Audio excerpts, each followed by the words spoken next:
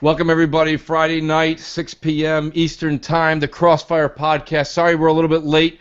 Try to always get on at 6, but sometimes there's that 15-minute window. I think everybody who listens to the podcast just realizes that 6 p.m. really does mean 6 p.m. to 7:30 p.m., depending on who you're listening to. It's like a given, it's a built-in delay. We got a great panel here tonight. Our special guest tonight is my buddy Jay, Bites of Chicken, known for the inevitable Gears Gauntlet, which I will be one of his first patrons of that game.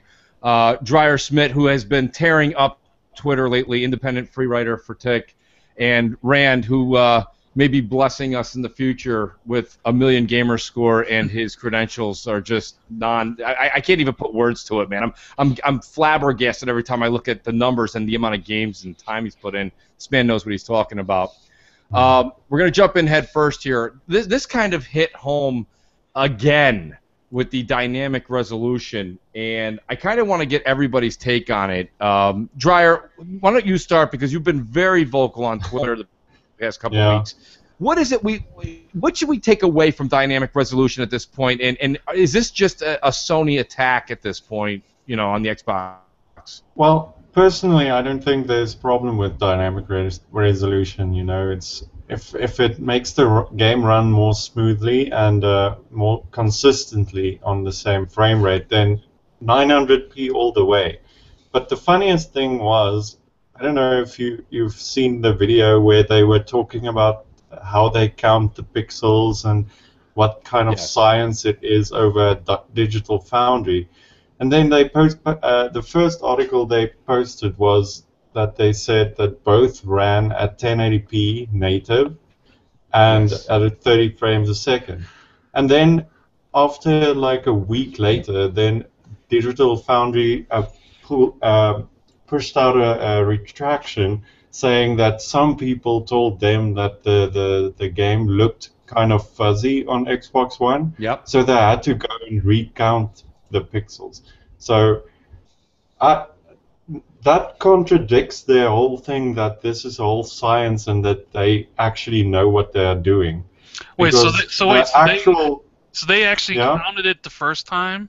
Yes. Like the first time they did it. Okay, so because I'm not like up to speed in this story, so they counted the first time and they said it's 1080p, and then people complained and they went back and recounted it and said it was dynamic resolution. That's what I'm hearing. Huh.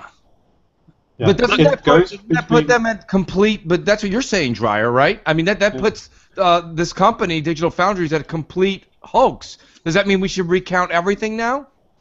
Yeah. Go back and recount everything. Well, so how did they not catch it? Yeah, do a qualified audit of all the frame rate counts. But here's the thing, though, Rand. You said it as a joke, saying, "Well, I wasn't in on. I haven't been up to snuff on this particular subject." But what you said was dead accurate. The reason that Digital Foundries went back in was because Sony fanboys, just like they do the ridiculous petitions to get Microsoft exclusives on their console, went and wrote and said, we feel something is up, we feel something is wrong. And they tore the beta apart to find very small sections in which the dynamic resolution, they're saying now... Yeah, it's like a weird resolution. It's like 1008p at some point, and then people went crazy. It's like 79p extra, all that power. Right, exactly. I'm wondering how the hell they missed it the first time through. Yeah, that's the weirdest thing to me, because I had to, on Twitter, people were lambasting Crap Gamer for talking about that. And then I had to tell people and show them that Digital Foundry actually miscounted the first time. And then I had to block a few people. Yeah. So it's just the weirdest thing to me, and nobody is talking about it. People are actually insulting people who point this out. Right, and that's where I wanted to go with this too. Anyone that's active member on Twitter, or you're a YouTube personality, you should never go after and attack somebody. All Crap Gamer actually did on that video was, first of all, he even backed himself up saying that things are still destined to change because it's a beta. But he said what reports are coming out is that they're both 1080p. Actually, there were other articles that were non-scientific, non-technical, that were just... GameSpot also posted the article corroborating the findings of Digital Foundry the first time. And that's my point. The article that you're referring to was what I was getting to, Dreyer, was the games look identical. I saw something to that nature. I'm not going to quote the headline, but it was they look identical. And so this is ridiculous that they're actually going back. This is got to be part of what I'm talking about. It's got to start to leak out eventually.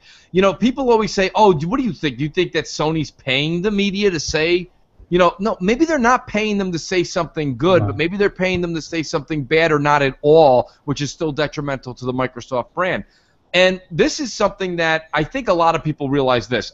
If we're at dynamic resolution or we're at basically right around 1080p for the beta, I think this will end up very much how Destiny ended up, right? And we'll end up at 1080p for the actual release on March 8th.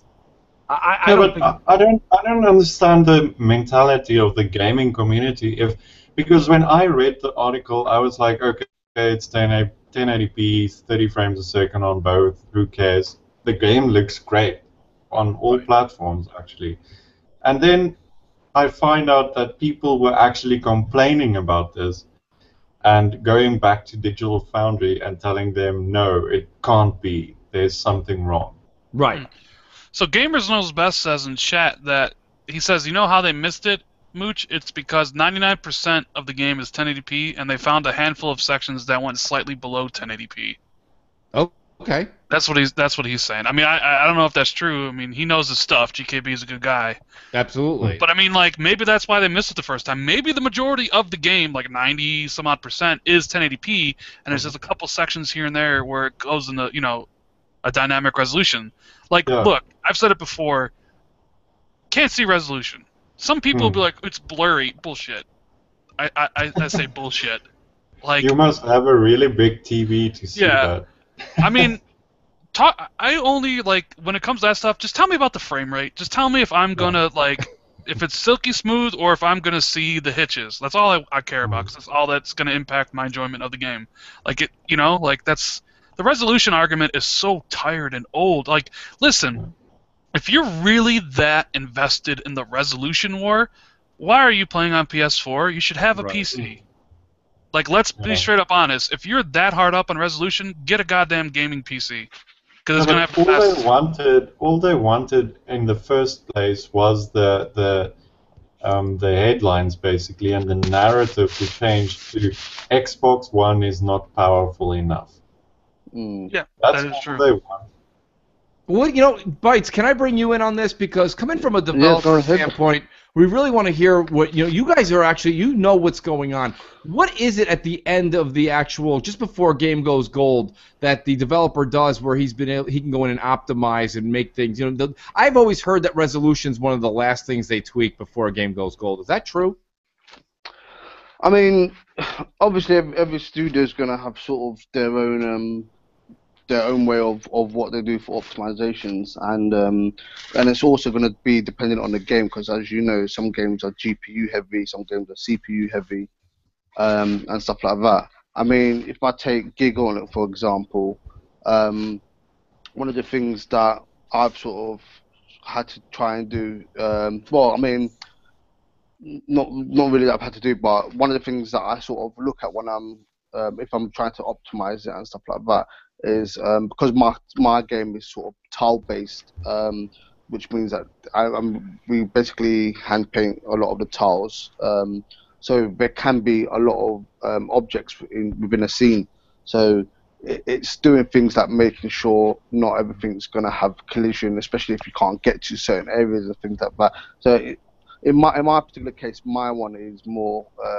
you know, if it's anything that's going to bring the frame rate down, it's to do with the CPU, because I'm not pushing any big models and stuff like that. So you know, it really is dependent on the game. But I mean, the point that Rand sort of made was that people should be more concerned about the frame rate as opposed to the resolution. Because I mean, I played the Division on PS4 and the Xbox One, and as people are saying, it looks exactly the same. Right. The one thing that I had a problem with was the fact that the game was 30 frames per second, which really made me think that I did want to potentially play it on the PS4. But good thing that the beta came up, because I played it and I really enjoyed it. And I was like, do you know what? Sorry, not the PS4, the PC. And you know, I was like, I don't actually need to get it on PC because I had a lot of fun with it. But the problem that I have with these games that come out at 30 frames per second is that you get games like Halo, you get games like Call of Duty. These are all fast-paced games. I get used to playing games at 60 frames per second. So when I get into play another shooter that is 30 frames per second, it just really throws me off. Well, you know, I think of it a little bit different, Jay. Let me just explain why. Don't get me wrong. 60 frames per second it's crucial. That's where we're going. It's going to be the new standard, I think, for the next generation. It is for the PC market, but we'll get into the PC folks later on in the episode tonight. But, like, in all honesty, I look at things differently. I kind of train my brain a little different. So when you play a game like The Division, or you play a game like, let's even mention a game, Uncharted, Last of Us multiplayer, okay? Yes, it's 30 frames. The game is slowed down. Gears of War, too. Gears is 60 frames on the Ultimate Edition, but it was 30 frames. It's a much more... I play the game differently when it's not at that fast-paced level that 60 frames gives you. I do slow the game down a bit. The game's already slowing itself down, but I look at the game differently. You crouch a little bit longer. You play a little bit different. I find 60 frames per second sometimes isn't always the gravy we talk about on Twitter and on YouTube, you know? I understand what you're saying, but it's like when I got, for example, my LED TV, and my cousin came around, and he was like, "What's wrong with your TV?" You know, because it just looked different, and everything seemed more like it looks as if to say you actually filmed, you was there when it was filming type thing, and he hated it, you know, and he just like, I could never have this kind of thing. But for me, it was like, oh my god, I really like how it was. I got so used to it that if I watched a TV that wasn't like that, it just seemed weird to me, you know. And that's sort of how I am with frames per second in a game. You know, I've just built myself in a way that I just expect games to be at 60 frames per second. And being a developer, I've played Gear Gauntlet at 30 frames per second, and it's like a whole different experience. Similar to what you're saying, you kind of have to recondition yourself to play it like that. And, you know, for me, it was just like, no, the game just didn't feel as it was meant to feel. I think that's why a lot of people this generation, I'm really going for a stretch with this analogy, but that's why a lot of people, and Rand, help me with this, and I do want to introduce GKB, did just come in. GKB, welcome to the show, and we're going to go ahead and get to you in a second because I know you've got some information that we all don't know about with the dynamic resolution. But a lot of people couldn't revert back to a game like Ori and the Blind Forest. A lot of people that I knew that are quote-unquote hardcore gamers, and they are, but they had a hard time understanding the 2D scroller. What I was saying to Jay, and what Jay just reiterated back to me, is that when you play a 60 frame per second game, you have to alter yourself into a certain kind of criteria mindset. When you're playing a 30 frame per second game, you do have to put yourself into that mindset. The game reacts different. You need to react different. When you're playing a 2D scroller, you cannot just go into it guns blazing. You have to step back, think of it. It's timing. It's more timing than what we've been used to. And I think of the game as a puzzle when you have to figure out the game's timing, okay? So I like to think of that as part of enjoying the game. I've never looked at a game as, wow, this game's 30 frames per second. Ugh, it's gross. This is not worth my time. You know, people do that, and it's that PC elitist nose in the air bullshit that we constantly kind of get stuck hearing about. And don't get me wrong, there's times where it's a shooter, and you're like, this shooter would be way better at 60 frames per second. And I'm right there behind you. I'm saying, you're right. You're 100% right. But without any further ado, GKB, tell us a little bit more about the dynamic resolution story that you heard with Digital Foundry, if you don't mind. Yeah, sure. First up, man, thanks for letting me on the show here. Oh, thanks for coming on. But yeah, all right, so a bunch of publications went out there, did their analysis. They totally missed that it was, you know, dynamic resolution. That speaks one thing right there, is that it barely even switches. Okay. Now, Digital Foundry goes in, and after, you know, everybody freaking out, wanting them to do even more analytics on it, they find that it slightly goes between 1080p. And then even in their video, they put their head down with the character and then come back up, and it was 1080p. They do it again, and then it was just slightly under 1080p. So that tells me right there that the game's running almost 99% of the time 1080p. It barely goes below. And even in their pixel counting, it was barely below 1080p.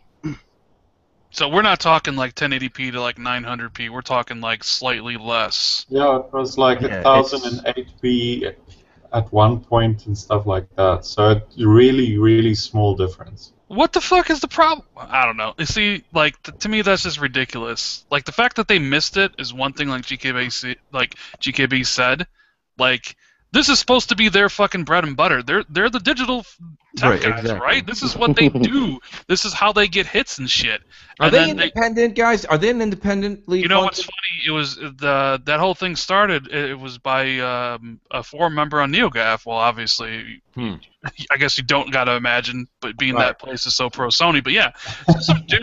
I believe it was started by DarkX10. I think that's his tag.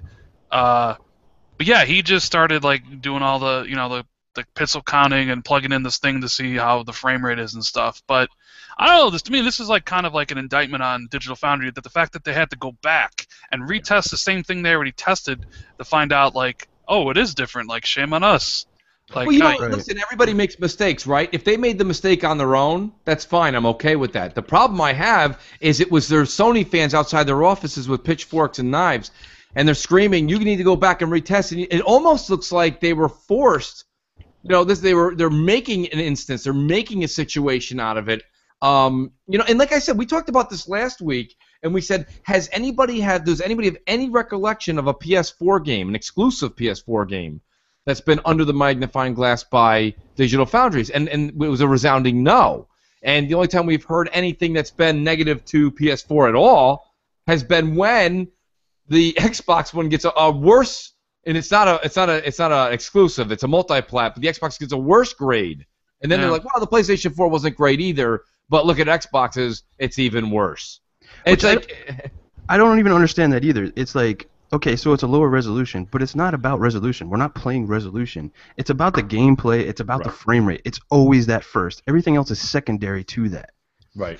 yeah, but the Sony guys use it as like a selling port, as a reason why you shouldn't get the Xbox One version, or why the Xbox One version is inferior, Right. and why you should get the PlayStation version. And like I said, if you're that invested in that shit, get a PC.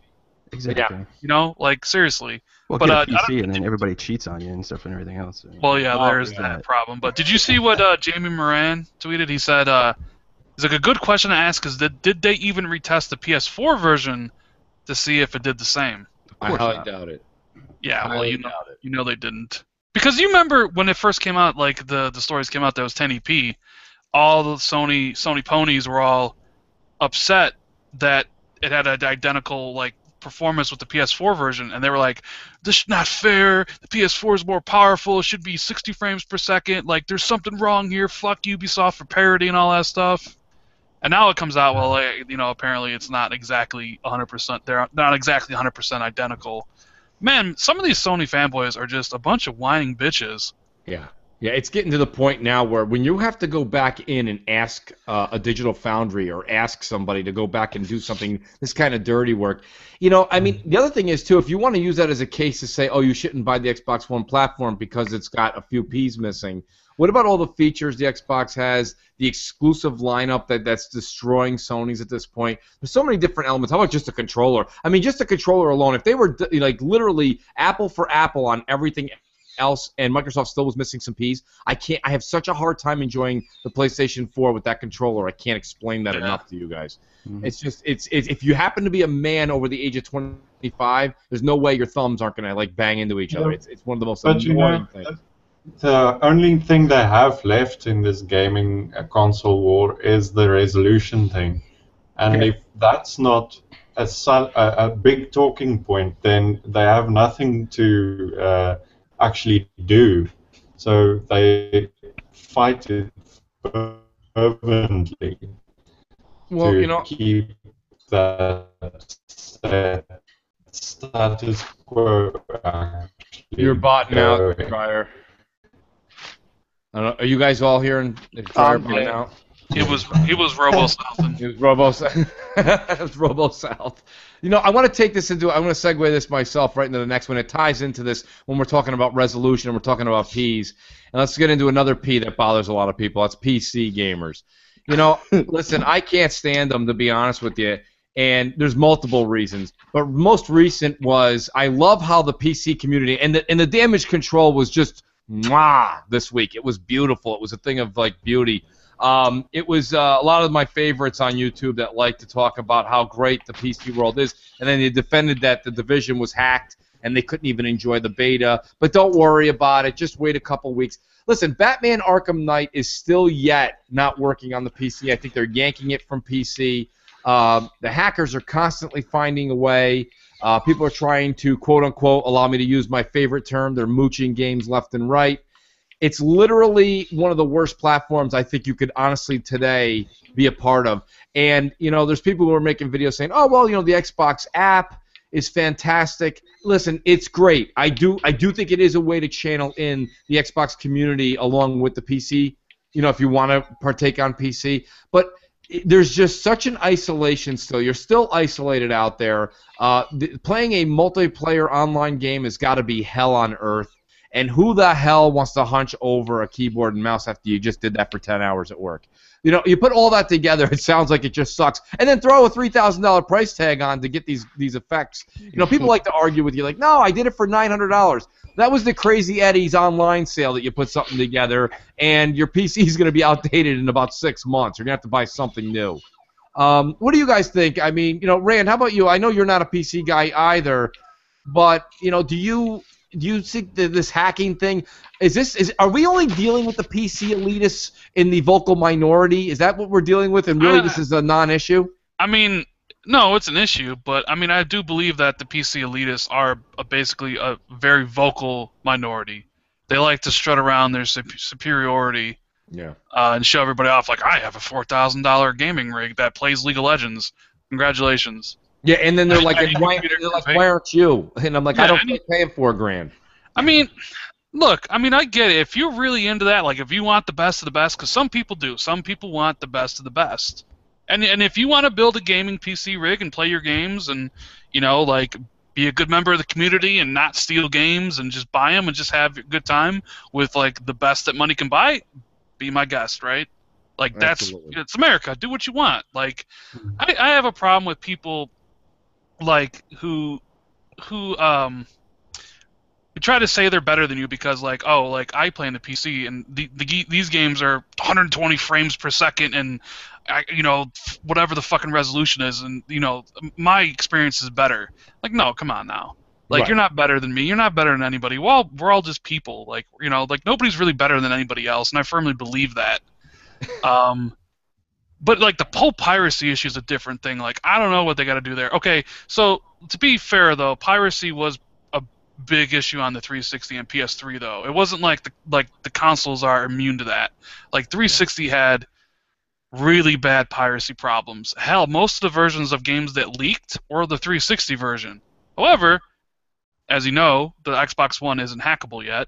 So at least the developer knows that a sale on Xbox One, and I think so for the most part the PS4, because that jailbreak thing is kind of like, I don't think you can really do anything with that yet, is an actual sale. Like, you're not losing anything. Nobody is stealing your content on the two consoles, right? Which is a good thing. I mean, a developer should get rewarded for, you know, his hard work, right? I mean, well, I have a question. Can I ask a question to you guys? And chime in. Anybody who wants to jump in. Why are PC games half the price of console games then?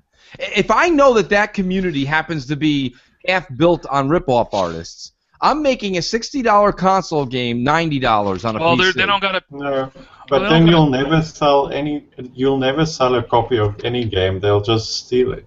Yeah. Well, also they don't have to pay they don't got to pay Microsoft and Sony the pub, you know, whatever the. Well, I guess they do have to pay Steam. Well, Steam does. You have to pay Steam.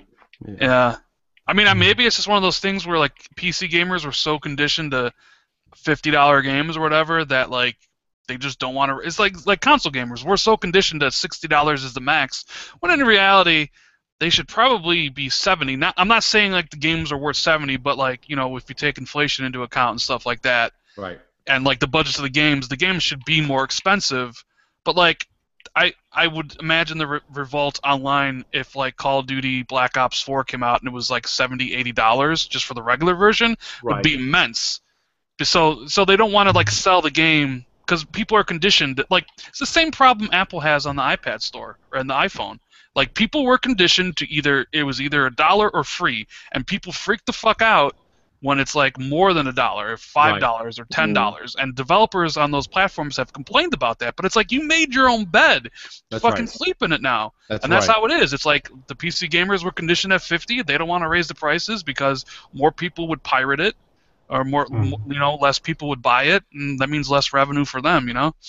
I guess I'm really just missing the boat here because Dreyer, great point, good counterpoint there by saying that everybody would just pirate it. How about we just don't make a PC version? How about that? Because here's the thing. Well, again, you're looking at 25. Only 25% are buying it. Yeah, remember, PC still hasn't got this Destiny yet. So Activision went out and made that game only for consoles because, but if Destiny was on PC, I bet that game would have sold a lot because the PC crowd is open to that whole free-to-play thing. Yeah, but they seem to. Well, Destiny is almost free-to-play. The PC crowd seems to be open to anything, including theft, harassment, fill in the blank. So, I personally, listen, I will speak for everybody and welcome Jay, Graphic God, to the show. Jay just got home, so perfect, beautiful theme music, buddy. I think everybody on this panel is more than able to afford the ability to purchase, build a rig of their own. And there's a reason that we choose not to. You do have one, Dreyer? Yeah, I have a PC, gaming PC, but I never use it. No, it's like... Well, I've actually spec'd a new PC, to be honest, but I'm going to get multiple uses out of it because it's a development machine as well. But, certain games I do prefer to play on a PC. Well, like things like Civilization and stuff like that, or XCOM. I wouldn't want to play them on a console. If Microsoft releases a new Age of Empires, my Xbox One would gather dust. Yeah, and the same as Final Fantasy 14. I had to physically say to myself, look, I cannot play this game anymore, otherwise I won't get anything done, because that game for me is so addictive. And that came out on a PS4, and I just could not play it. I could not play it on the console. I find it a lot more enjoyable playing it on the PC. But it's the type of game that it is. So, but there are reasons for why people would want a PC. My thing with the whole situation is that I just don't understand why people why there's this constant battle of people saying, "Oh, PC is the best," whatever. It's just it's a perpetual dick measuring contest.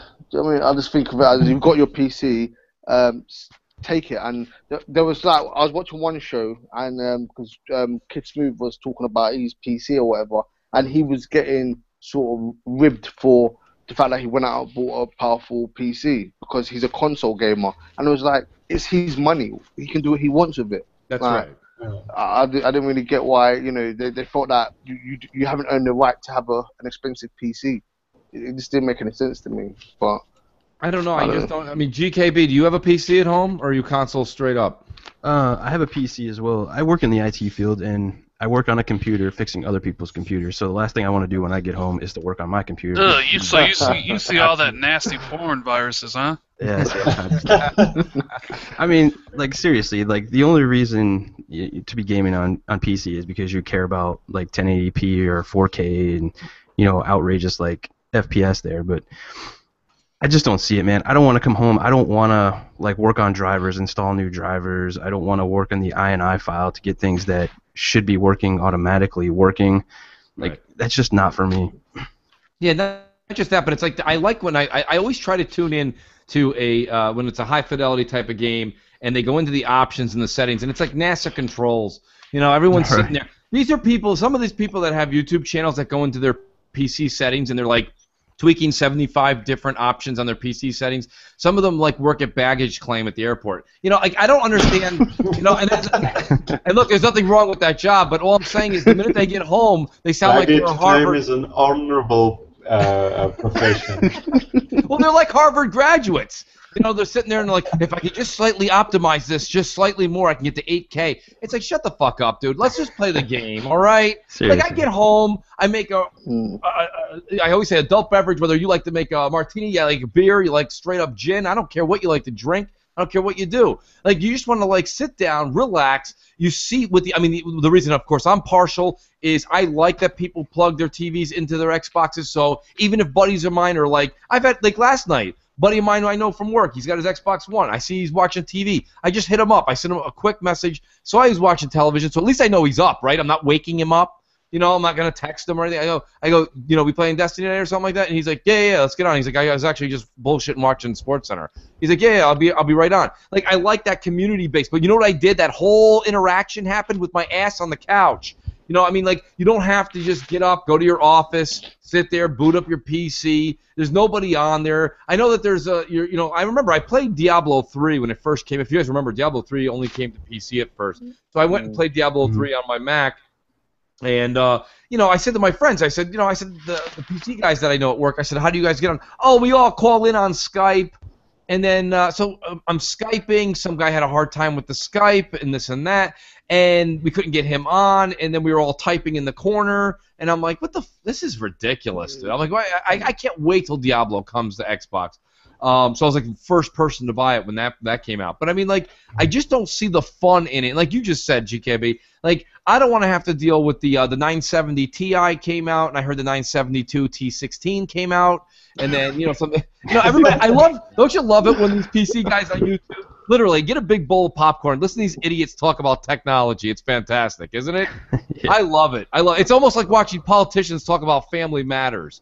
They don't know what the fuck. They don't give a shit. They go home and they're like, fuck that. Who gives a shit? You know, it's amazing to hear people who don't know what they're talking about only know what they're talking about because just before they hit the broadcast button on YouTube, they read the instruction manual 3 times. So, that's my take on PC. I mean, I don't know. Jay, graphic guy, what do you think about PC gaming? You work on PCs. That's all you do. What do you think? I actually upgraded my computer this summer. Spent $750 to buy a new CPU, new RAM, new motherboard. Bought a graphics card 2 years ago, which is highly out of date already. Another reason why I don't PC game, because I bought the video card so I could play Diablo 3, and now if I tried to use it to play any of the current games, it would just choke. Yeah. That's why I don't play PC games, and I have a beast of a system. Yeah. Yeah, and that's kind of how I feel. A lot of people feel that way. I mean, Bites of Chicken, you said you're thinking about upgrading your PC, right? I mean, how is your PC handling what you currently have, and how old is your graphics card? I just want to point out that, you know what I mean, because one thing a lot of people assume is that because I'm a software developer, I'm in IT, but I must love every single thing about computers. Mm-hmm. I'm a software guy. I like, creating software. I like playing, games and stuff like that. When it comes to hardware, I have no real interest in it. I was having a conversation with a guy today that I got to the gym with. He was like telling me about doing all this stuff with these hard drives and blah blah. And I was just like, why don't you, because he bought like multiple hard drives and then did some stuff to it. And I was like, why don't you just buy a terabyte hard drive? Do you know what I mean? Just makes it simple and stuff like that. But my point is that, for me, I just like to do the simple thing. I find the parts. I mean, I've been even asking people in the community, like the Bang Bang forums and other forums, and posting here and there. And I'll just say, hey guys, I'm trying to build a PC. Someone give me advice. Yes, I can search for it myself or whatever. But I've got no real interest in it. I'd rather just pay the money, someone do it for me, and just go with that. And to answer your question, my current PC. It's got a GTX. I think it's an old one. I think it's in the 500 series or something shit like that. Mm-hmm. So yeah, I mean, for me, it really was a case of I wanted to get in to do a bit more streaming of stuff, and a bit of my development and things like that. And my current PC, it can't sort of handle multiple things going on. Mm-hmm. And also, I just wanted to sort of like. Just mainly upgrade the components and be able to play some of the newer games that were coming out. And as I say, for me, 60 frames per second is sort of like a thing that I like to do on certain particular games. I'm a console gamer. I have nothing against PC other than people's attitudes when they try to put down console gamers. When there's just no point of doing that. I don't go around putting down PC gamers. It's like do your thing type thing. So yeah, for me, it's the upgrades is so I can basically start playing new games, and like I said, I want to start streaming a bit more of my development and stuff like that. But I mean, the current PC I've got, I don't necessarily need to upgrade it. But do you know what I mean? PC gaming and console gaming, this is the only category in my life that I actually don't feel the need to have to go out and buy the latest and greatest. I mean, I like that with everything else, you know what I mean? But for some reason, I like the way that the console being a closed box and the hardware kind of gradually gets optimized over the course of the generation. It gets better as it goes along. They have different things intended, some of them surprise, some of them things we knew about. But I like that little bit, and I got to be honest with you, I don't know, I've seen PC gaming. A friend of mine has a big-time rig. I don't think it's that big of a difference for me to spend the extra $3. My friend's PC cost him $3,500. That's why I always get that figure out of my head. I understand you don't need to spend $3,500, but my point is, he did spend $3,500, and I said, I got to be honest with you. You kind of spent about $3,200 too much because I don't see the difference when I go home and play on my console. I'm more than content. I mean, for me, I would never try and play a shooter with mouse and keyboard because, I mean, I grew up playing mouse and keyboard back in the days, but then when I got a console, I was like, wow, why am I wasting my time with mouse and keyboard type thing? And I just lost how to do it and stuff like that. But there are games, like I said, like Final Fantasy, you need a lot of keys. It's hard to do. On the control pad, it feels clunky. You have to hold this trigger to bring up this extra menu and blah blah blah. So for keyboard on a game like Final Fantasy Online, it makes sense. Civilization, it makes sense. Those type of games, I wouldn't go and play Halo or Rainbow Six or things like that. Even if I played the Division on PC, I'd play it with a control pad. I'll probably get killed a lot, but I'm just me personally, I just love the Xbox One controller. I think it's the most perfect gaming peripheral that you can use. So but that's it. I mean, again, that's just my opinion. I'm not saying I'm not trying to start no war or whatever. Well, that's what's kind of good about like Xbox, because they're updating it so we can use like the keyboard and stuff like that. So for when MMOs come out that you actually need a keyboard for, it just makes more sense for that kind of game. Yeah, I mean, and that's one thing that I've always said. Like, why can the Xbox not use a keyboard? It kind of makes sense, especially now that you're doing the whole Windows 10 thing, because there are things like what's that MMO called? Elder Scrolls. And then you've got the other one, can't remember the name of it, but those type of games, I would play it with a keyboard, and that's just because of the amount of keys that these type of games have. So it just to me makes sense to have that. Well, I mean, we've been sitting here and giving PC a bit of a bashing, and people always say that I don't bash on Xbox enough. So let me just say this much right now: changing subjects and segueing. It was released, I believe it was yesterday, if not it was today. I've been working like literally 12-hour days, so like every day this week felt exactly the same. Uncharted 4 is getting a special edition console from PlayStation. You mean a sticker? It is. Thank you. And that's what I tweeted out. I said another sticker is hitting the PlayStation 4 this week. But apparently a lot of people, and a lot of people on the Xbox side, feel that this is something that Microsoft should do. GKB, you're new to the podcast here tonight and a guest. What do you think about the way that custom consoles have been going this generation? Do you think it's just Twitter making a lot of hoopla, or is it really something where Microsoft's dropped the ball this generation because they're just running with Donnie Matrix's old handbook? Well, I mean, as far as me, like, I really like the 360 generation for the custom consoles. I mean, they had some fantastic looking ones out there. What PS4 is doing, I don't really like that either because it's kind of just a cheap way of doing it, sticker, and a little bit of a paint job. Like the ones that actually Microsoft done, like the Halo one, is beautiful. I got my son the Forza one, and he absolutely loves it. He loves the car sounds and everything. I do think, like, say for Quantum Break and Gears, I think they really need to, come out with the pocket there and give us some of those custom consoles for there. I think they are missing a couple games that they should have done a custom console on.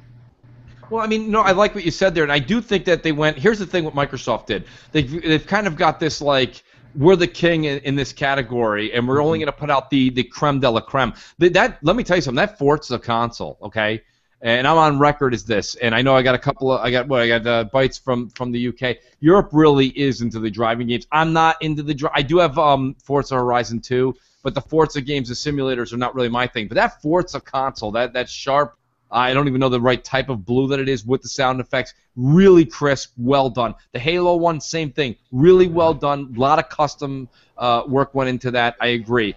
But, like you said, a lot of people really enjoyed, and I found out from looking at the numbers, people were buying the 360 console over and over and over again just because a different skin hit. And I'm the same way. I prefer when I buy my car, I want the option already when I go to pick up my brand new car. I want it to have the tinted windows in the back. I don't do the cheaper option where I go, no, just give me the windows completely transparent, and then I'll go to a Tint King and get it done half price later on my own. No, I don't want that. I want the actual skin from the manufacturer. I don't want to buy this from Skins R Us when I get home, because we all know, you know what I mean? Because we can all get these skins on the Xbox and the PlayStation.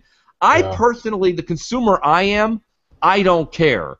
Once I've bought a console, unless I need a console for another room or another reason, an actual legitimate reason, I typically wouldn't go. Like, let's put it this way: if I'm making this up out of thin air, a 10 terabyte, okay, console comes out, and they're like, you gotta have it, and I'm like, all right, I actually like that. I don't have to have any kind of exterior use. Okay, sure, I would go buy that. But just because my favorite game gets a skin, this is not the Xbox community. Myself personally, I can't see spending another $400 especially where I like my electronics not necessarily to show. A lot of people have their entertainment in an entertainment center or some sort of setup where you don't even see the actual console. So I don't know. I think Microsoft tried to take a step back and say we're only going to do these elite packages.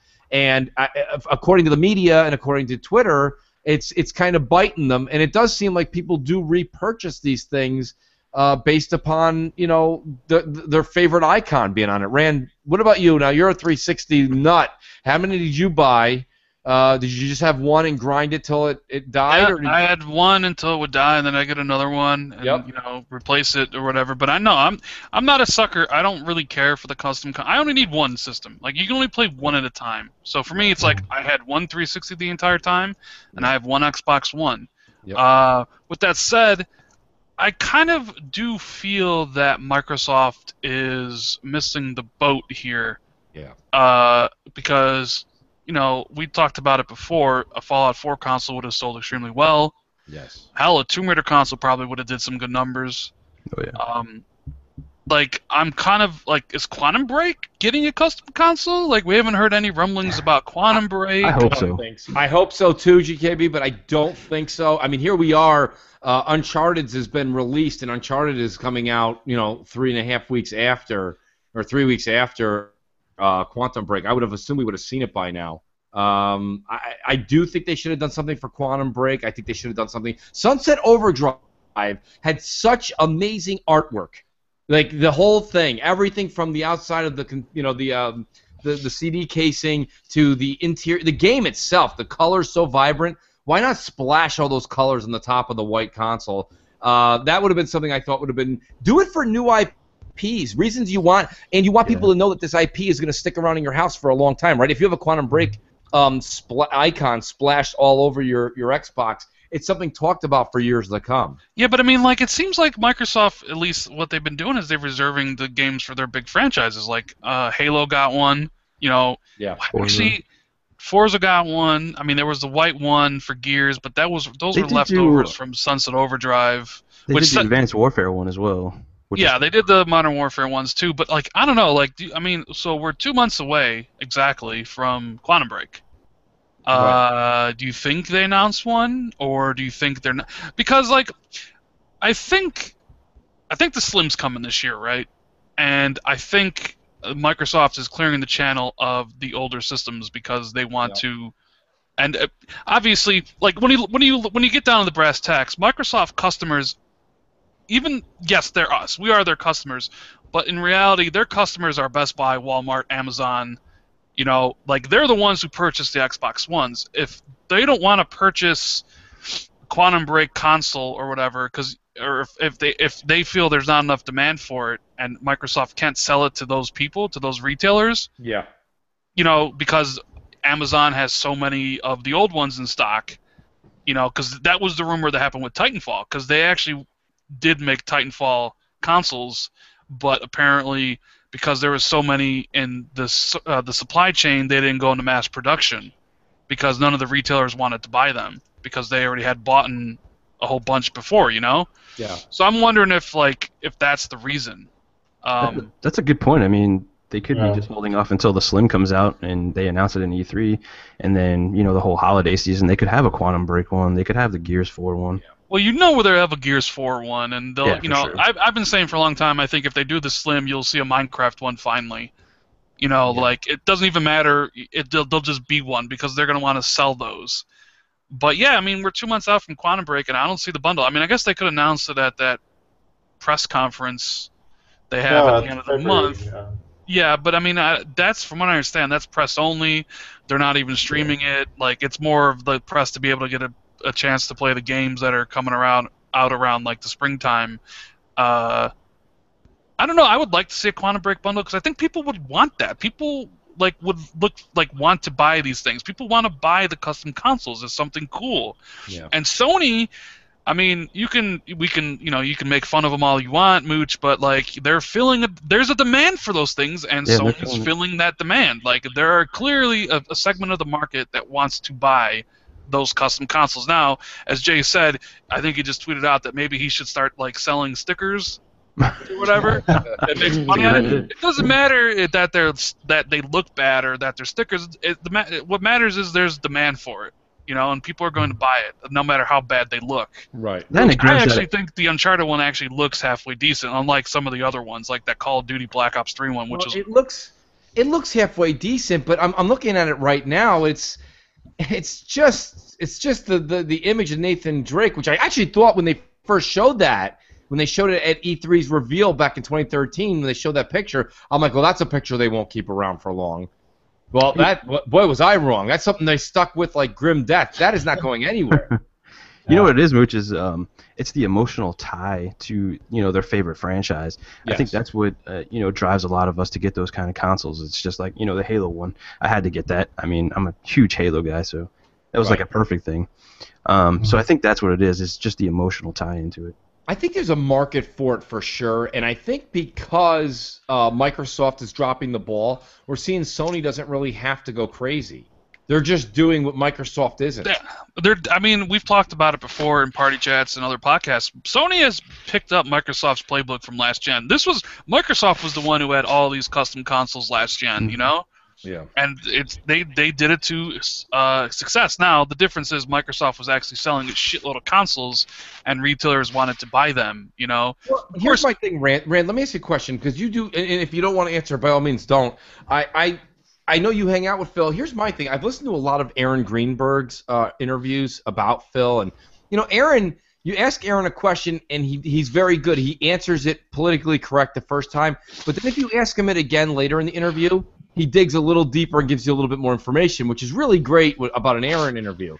So when Aaron was last interviewed by IGN, they asked him what kind of person, and one of the things Aaron said after time went by was something along the lines of like, Phil is very strict, and he's a hard boss, and he don't get it wrong, he can do this and he can do that, and blah blah. And I think with Phil, is he just a little bit? I think he's a little stubborn here. And I don't understand why he's being so stubborn. He's very vocal with the community. Is there somebody scratching themselves with their microphone by any chance? Because it's coming through loud and clear. We realize you have an itch. I just think Phil needs to listen to the community. I think that he needs to just say, is this what you people? They've listened to us do everything else. We've said a couple of things. Start putting artwork on the box, for the love of God. And number two, make us just apparently you don't have to go custom, just put a sticker on the goddamn thing and make it so people can, like GKB said it himself, people have a fondness, they have this attraction to their favorite game, and that's completely acceptable. I get that. So let them do that. If I'm not that consumer, so what? I never was. But there are people out there that buy, I know people that bought an Xbox 360 and then they immediately went out and bought the Gears one that was, I think it was full red on red. And it literally, people are like, I don't care if I have another one, that's the one I want. It just so happens it's shitty for me. I bought the other one a couple months ago. Well, I think part of it is okay, so we asked for backwards compatibility and all these different things that Microsoft has essentially 100% control over, right? Yes. Backwards compatibility, they do it. And yeah, they got to get publishers permissions, but it's not like those other publishers have to do anything about it. So it's all on them. Even the commercials, they make those everything we've asked them to do is solely something that Microsoft can do themselves, right? But custom consoles, it's not something they can do themselves. You have to worry about your retail partners. Just because you create something doesn't mean your retail partners will want to buy it. You bring up backwards compatibility. I got a question for you guys. I brought this up on BGST last week. My question is, I'm starting to notice that backwards compatibility games coming out are somewhat like Phil Spencer's T-shirt wearing at E3s. I'm seeing when a game comes out on backwards compatibility, it's a hint about a game coming out in the future. So I guess my question is, there's been a lot of leaks about Left 4 Dead 2 coming out, all that other good stuff. Do you guys think there's a Left 4 Dead 3 on the horizon? Maybe something we'll see at E3 with Microsoft, maybe not getting exclusivity, but maybe a timed exclusive? I really hope so. We do know that Left 4 Dead 3 has been worked on at Valve for a while. Yeah. That leaked. That got me excited. There were people at some point working on Half-Life 3, and there were people at some point working on Left 4 Dead 3. I mean, those are facts. The question remains, though, did they finish the game? Were they repurposed to other areas within Valve? Are they now making hats for Team Fortress and hats for for Dota 2? But I mean, no, for sure they did work on it. It's a fact. Like I said, we don't know if they finished it or not. I would love to see Left 4 Dead 3. I love Left 4 Dead 2. I really like Left 4 Dead 1, but I thought Left 4 Dead 2 was the better game. And I think that's a game that's kind of missing this gen, to be honest with you. I totally agree. I have a question. If they did release a Left 4 Dead 3, do you think they would have to go with the shooting mechanics of, say, a COD or the new Halo? Because I hope not. And I hope not too, but I'm just curious to know what your opinions are. Yeah, I mean, that's a good question, Jay, because to be honest with you, I do think that the whole and this is a compliment and an insult at the same time. It's almost hard to say this. But, the way the shooting mechanic was in Left 4 Dead 2, Left 4 Dead in general, I thought it was very, very elementary. It's very, very rustic type of shooting. It's just walk around and you're hip shooting. You're basically just using your left analog stick as your aim and your run and your everything. And it's a run and gun game for sure. Yeah, legitimately. But you know what? There's something about it that made it so goddamn fun. And the other thing I felt about it was, even in a 4-player co-op, there was enough zombies coming at you that I felt like it wasn't an easy ordeal. You couldn't just blow through something. People were still going down. People that I knew that played this thing for hundreds of hours were still going down in a horde. Or maybe trying to go help somebody and still going down. The game, when I saw pictures of Left 4 Dead 2 last week, and people were playing it, I literally I was like, this is great. I'm going home, I'm throwing a disc in. Yeah, and then I get home and they're like, it's not happening yet. I'm like, oh, all right. Well, I see. So if you think, so would they use the Call of Duty thing or keep it there? I mean, let's see. Maybe do what they did in Halo. Do both. Well, Left 4 Dead 1 came out in 2008, right? And Left 4 Dead 2 came out in 2009. See, Call of Duty, I know Call of Duty hit it big in 2007, but that game was already in development, so they did something differently.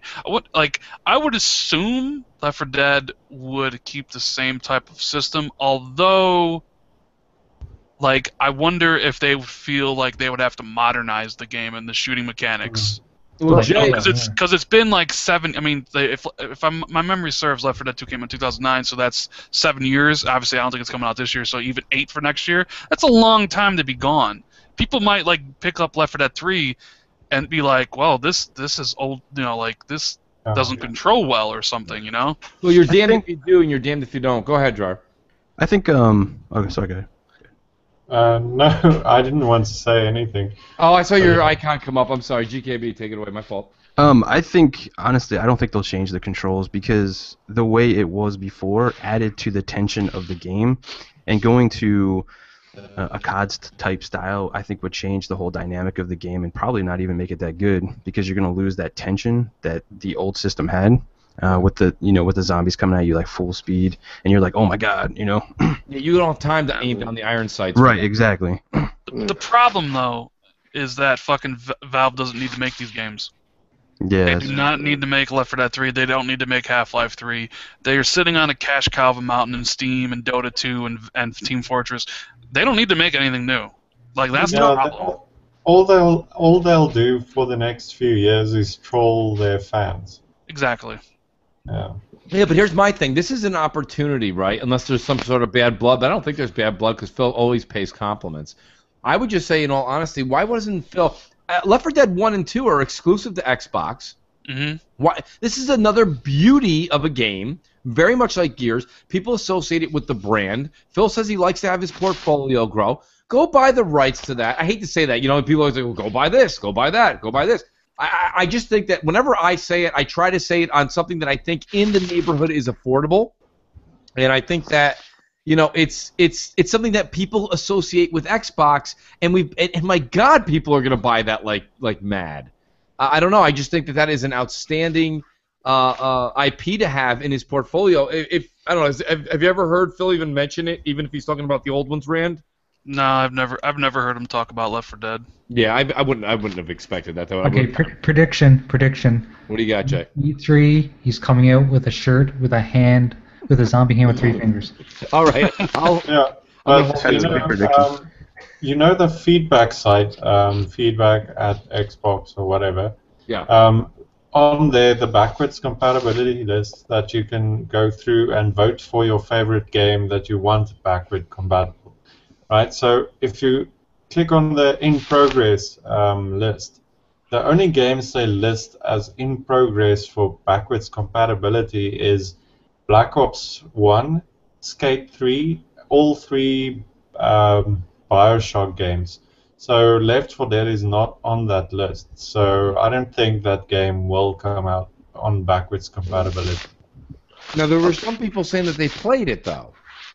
I don't know what happened there, but, anything is possible, unless they haven't updated that website, but I don't think that's likely.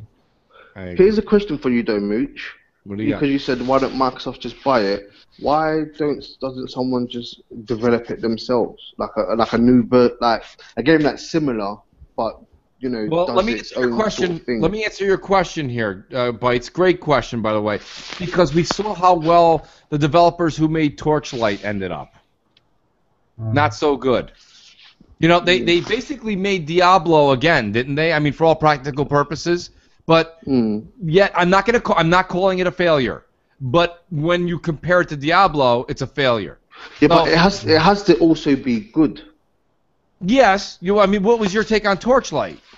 Well, to be honest, I didn't play that game. I've even played Diablo. I'm very.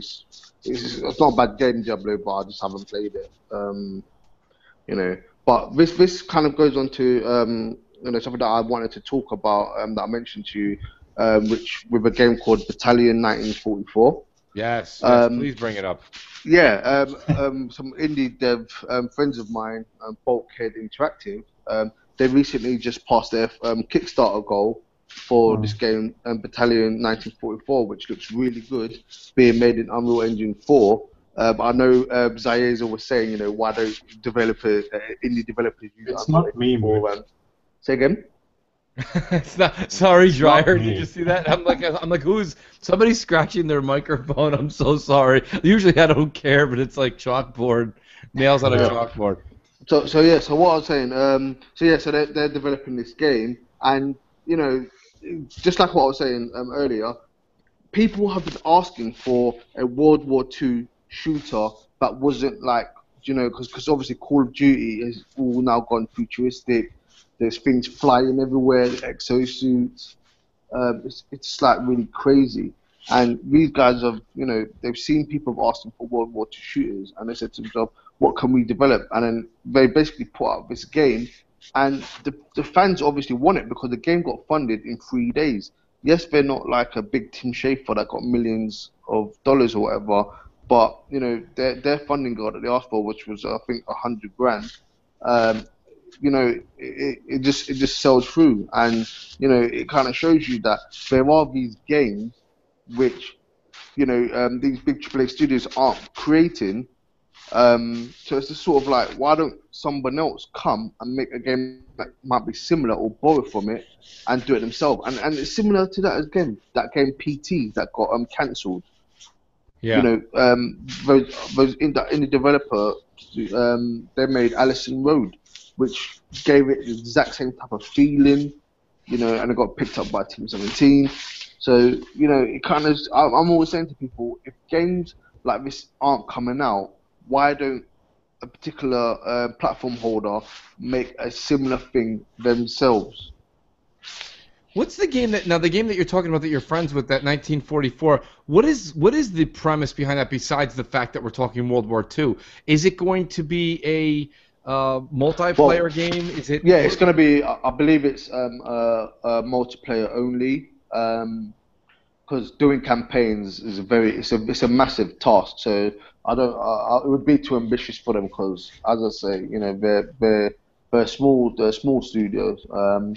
But basically, it's borrowing from the original Call of Duty, when it was back in the World War II, and games like Medal of Honor, where you had this sort of more narrow kind of corridors and stuff like that, and it was all about being skilled in shooting. So you didn't have these, optical sights and blah blah blah and stuff like that. So yeah, they're just trying to sort of, rip away all that layer and just take it back to a sort of a skilled-based multiplayer shooter. Wow. And this is perfect for me because the original Call of Duty is why I got involved in Call of Duty in the first place. So all this new futuristic stuff, I really hate it. It's genius, to be honest with you, because there is this underwhelming, like, everybody is just talking about it and talking about it's resonating. Everybody's waiting for the Call of Duty series to go back to World at War. Exactly. And there's really this, we're tired of the guns and that are the pulse rifles and the fusion rifles and the blaster sights, and we're kind of tired of all that a little bit. I mean, we've been getting that for a solid 8 years now. Can we get something back to where I actually got to reload the bullet and actually take it precise, but not like we saw with that one Sniper Elite game? I thought that was awful. And I believe that from them doing this now, that you're going to start seeing things will start shifting back. I'm not saying that they're sort of forcing the hand or whatever, but it seems that with a lot of AAA studios, or even publishers really, they sometimes don't like to necessarily make the first move if it seems risky.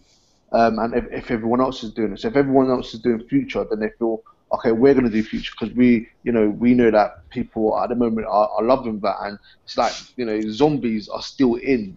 People thought zombies would die out and stuff like that, but it's do you remember a comical little side bit there? It was about 2 years ago, and people were like, the media kind of ran with, we're done with zombies, we're all in on pirates. Remember, because Black Flag did so well?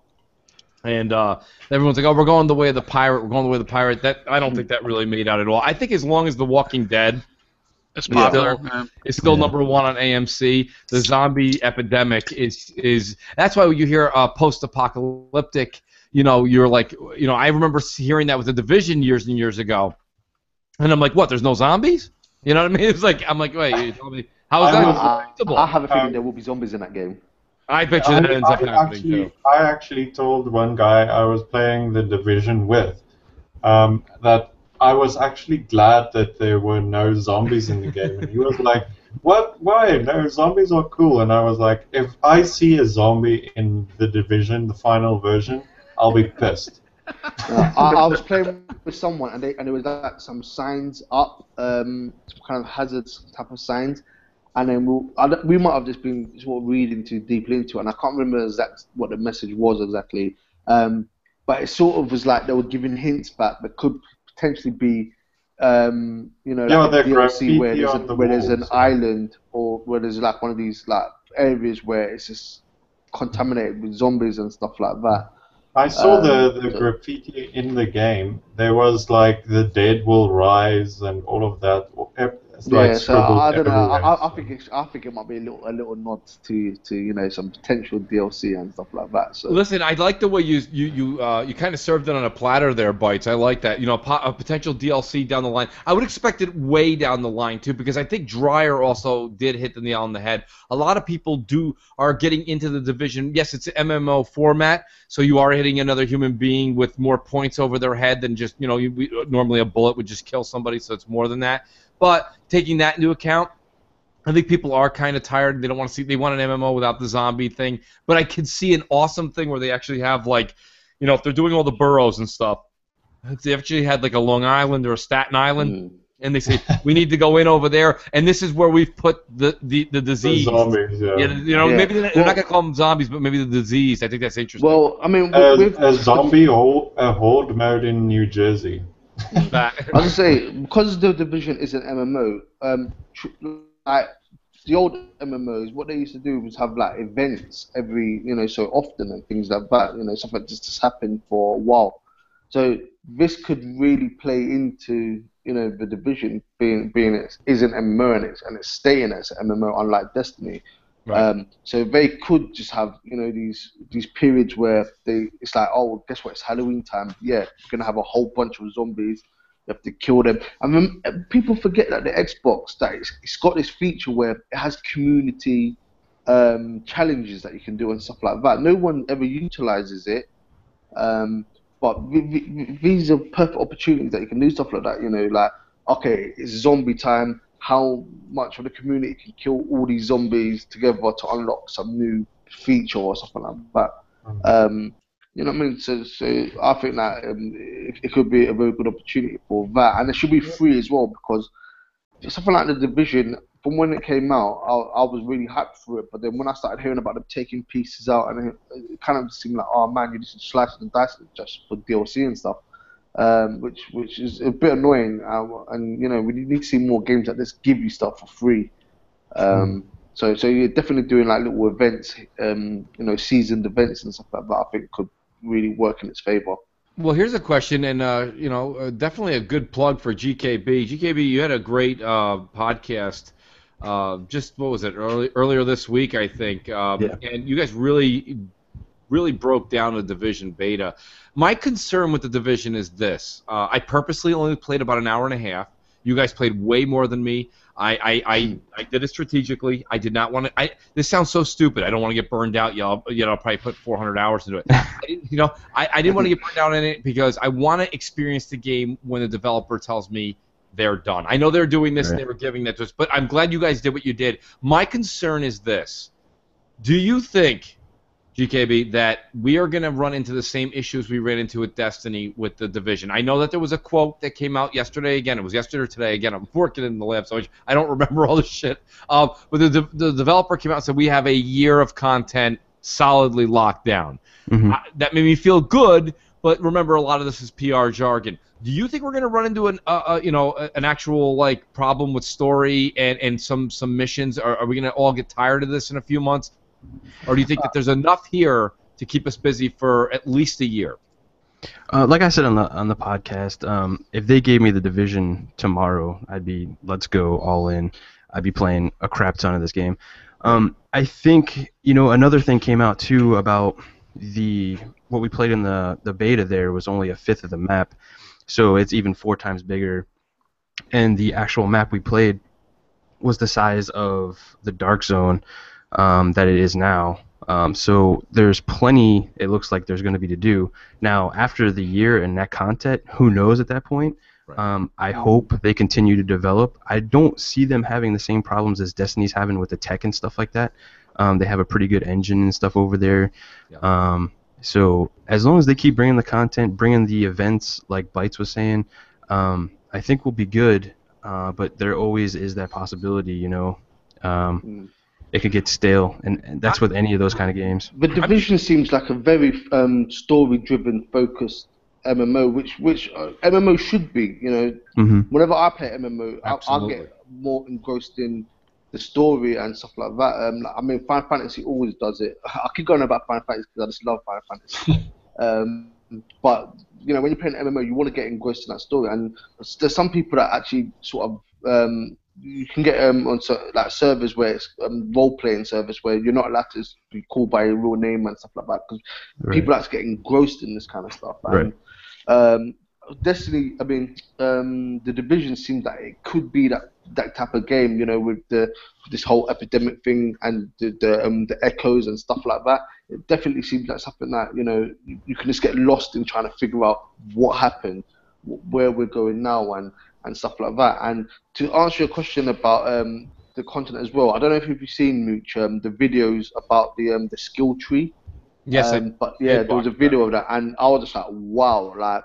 Yeah, there's a lot. There's literally a lot of mixing and matching you can do, and if you get in a right team with people that have different things, it can really just make just playing a game and being in the dark zone just really crazy. I've never said this. I've never said this in gaming because I always like to be like the Titan or the attacker, but the medical. Looks like a ton of fucking fun for this game, doesn't it? You can shoot like the healing. Oh my god, it's so fun. Like, you're such an important part of the team. It's ridiculous. Yeah. The problem with Destiny that I found was that all the different characters, I know they had, slightly different moves, but they all felt the same. Yes. It was just like, we could all double jump. We could all, it just felt too much the same. Whereas in the Division, like I said, if you're the medic, you're kind of responsible for keeping people's health up. And just like whenever I play Final Fantasy, I'm a medic or a white mage or summoner, and if people die, they get pissed because they're thinking you didn't heal me, and you kind of feel that pressure that you're responsible for making sure people's health is staying up. And I like the fact that the Division, you kind of feel like. You've got that you can take on a role, and rather than just everyone just shoot. It's important. It's important to say too that they have the three roles, like the trifecta, like what WoW uses. They have the tank, the healer, and the support class, and the depth in that game. That speaks to the content that they probably have in the game that they just haven't given us yet. End game and raids possibly and all that kind of stuff. So. Ooh, can you imagine? Can you imagine a Division raid? Whew. Oh man. I think I'm already high brand. With the Division, Destiny, the problem was when you started playing the beta and the final game, people were telling you, well, stick with it because when you get to level, I think it was 20. 20, yep. Then the game actually becomes good. Mm-hmm. I was like, why do you want to spend all that time just to get to the good part? It's like with Division, it was fun from the get-go. Yeah. It was enjoyable. I spent about 23 hours in the game, mostly in the dark zone, hunting down rogue players. But, what is the intent? Now tell me, because that's the one place I didn't, out of my whole hour and a half, I didn't really go into the dark zone. I've watched a ton of footage on the dark zone. Is the dark zone literally just go in, do missions, completely get sidetracked, find out who's trying to kill you, and just try to get to the evacuation site? I mean, is there more to it than that? No, it's basically what I experienced from the beta was basically it's a place where you go and level up. And you get loot and get better gear and all of that. So, well, the level cap's gonna be what, guys? 30 to start? 30, yeah. I believe it's How long do you think it's gonna take mediocre, not hardcore, mediocre gamers that put in maybe 3-4 hours every night or every other night? How long is it gonna take us to get to 30? A week and a half. Yeah, I don't know. Yeah, if you're a grinder, then you'll probably do it. Well, it depends. I mean, if you never go in the dark zone, a lot longer. Yeah. The dark zone's a lot harder. Like, it has tougher enemies, so you can get better loot. But then it's just trade-off. Like, somebody could fucking steal that from you and take all your loot and stuff. So yeah, that's the fun part. It's important to note too that the dark zone XP doesn't count towards your PvE level. It only counts towards your dark zone. Yeah. I like that, by the way. That's fantastic. Yeah. Well, that's the one thing Destiny did wrong. Like, one of the problems Destiny has right now is like they have to balance the weapons for both modes, and that's like also a factor. Like, they can't. It's like because World of Warcraft does it right. World of Warcraft has different weapons for different modes. Like you have weapons for PvE and weapons for PvP and stuff. So, but I don't know. As far as like, could Division have content for the whole year, Mooch? I mean, that's asking a lot of any game, though. It is like a whole year. I mean, I could see Division having content for, I don't know, a couple months, and then like, I guess it depends how expansive their whole like DLC structure plan is, right? Because even still with Destiny, like that ran out of content fast, and I was one of the people that thought the best part of Destiny was actually getting to 20, and then the game became a flaming piece of shit once you actually got to the end game of the game. Yeah. That's Like what I actually enjoyed playing the story, getting the new loot and all that stuff. But then when you hit the wall of like, okay, now I'm only in it for loot and I've got to replay all those missions, I'm like, that's where Destiny lost me. I'm like, no, like, sorry, like I have better things to do. I think with the Division is that New York is such a huge place, and the start off point with the map is a small part of that.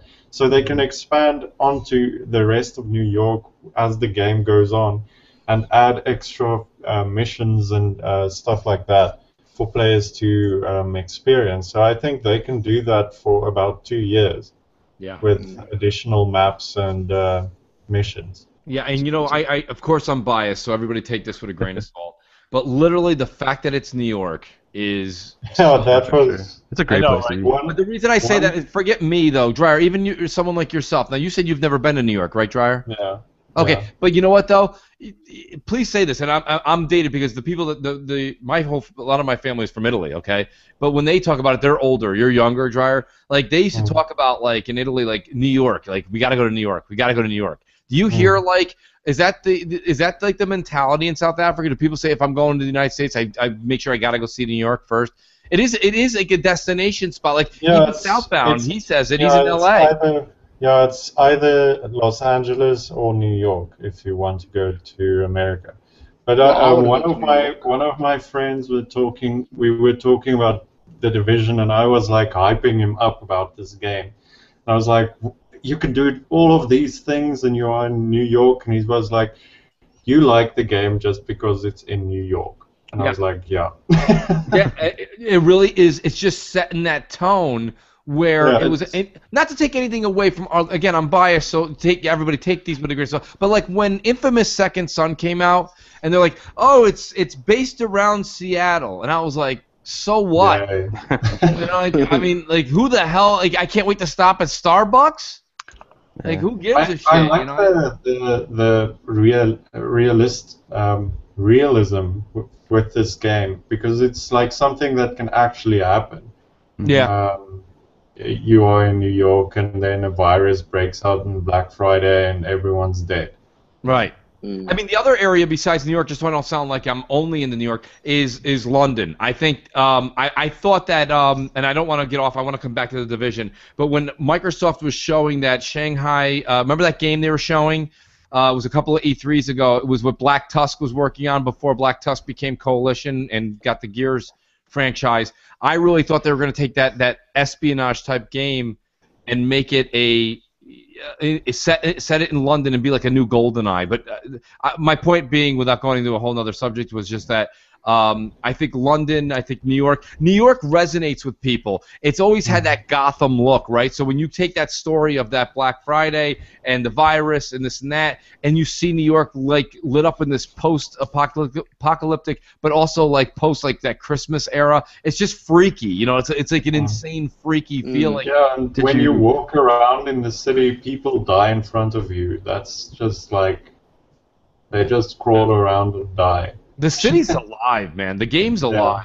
Did you see, Mooch, that people like from New York City and stuff were like tweeting out actual areas they've been in there? Yes. Because it's like a one-to-one creation of the city. I thought that was fantastic and very interesting. Yeah, shout out to clowns, Italian clowns who listens to the show from Four Guys with Quarters. He was on our show. He tweeted out a bunch of the great pizzerias in downtown. It was great. Yeah. They should have said it in Chicago. Oh, here we go. Man. Chicago's good too. I do like Chicago. I was playing the game with a friend, and I was like, we were running over an overpass, and I was like, shouldn't there be like train tracks on this thing? And he was like, no, they changed it to the walkway. I was like, oh, okay. I thought Rand was going to come after me for the Chicago-New York Well, pizza. no, it pissed me off to no degree, dude. Like that Watch Dogs. Finally, I get Chicago in a game, and they fucking bastardize it. I know. It's a fucking like half real, half like fake Chicago. I'm like, what the fuck? Yeah. Can I just drive around my city for Christ's sake? How realistic is the demographic? Is it really they pinpoint for New York? Did they really do a great job with that using these Google Maps? I mean, I don't know how the hell they did it, but I think they want to do that. That's their goal with the game. Yeah, I'm sure there's a little embellishes though, you know. Yeah, that's they what have to slightly changed. They would need to do what Forza does and like laser scan streets and things like that, I bet. yeah, and I don't know if they were able to do all of that. But I mean, you know what? I'll tell you, for the most part, what they've captured for me is the art design on New York. It just feels like New York, and it's like you've got Madison Square Garden as the main event for the first mission. Who knows? We're probably maybe we're gonna have to go to Statue of Liberty. Like that's just crazy. One quick comment I had, Mooch, about you don't have to turn us into a subject, but I just wanted to say I'm still pissed that they fucking canceled Shanghai's for Gears 4. Yeah, I don't think they canceled it. I think they put it on. Oh, you know, because Coalition's gonna they're never going back to that game. They'll be making Gears. I was so excited for that because I know a stealth game, new IP.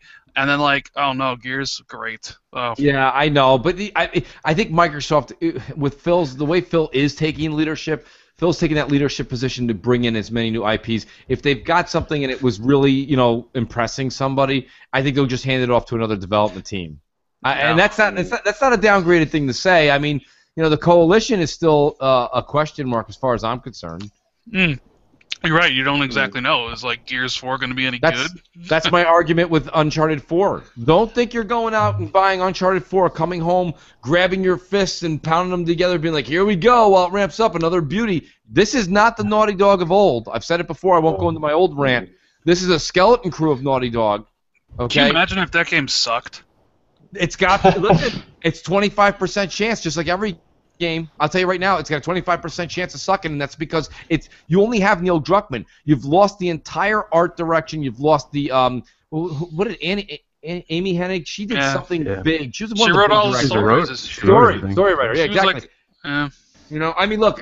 I'm buying that game day one. I've always been an Uncharted fan, but all I'm telling you is this: do not go into this thing thinking you've got yourself a Pulitzer winner here. You do not. And Druckmann's already on, he was quoted when Amy left saying that the game would not face any kind of delays according to launch schedule. They've delayed 3 times since then.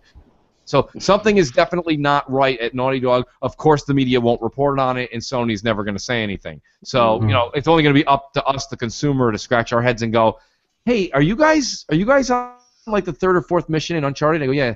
You guys think it's going to get better? Because it kind of sucks. You know what I mean? It's going to be that kind of conversation. But I think with Uncharted 4, it will literally have to burn down your house before they will say anything. I agree with you. I really do. You're not going to hear any kind of negative press.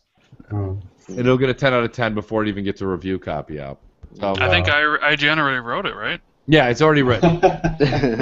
Published Friday. Well, just going back to the Division, yes, because when you mentioned media, someone said how they wasn't really liking the Division because it was very enclosed and you didn't have these real open spaces like it does in Destiny, right, and stuff like that. And it's sort open of like spaces, Destiny.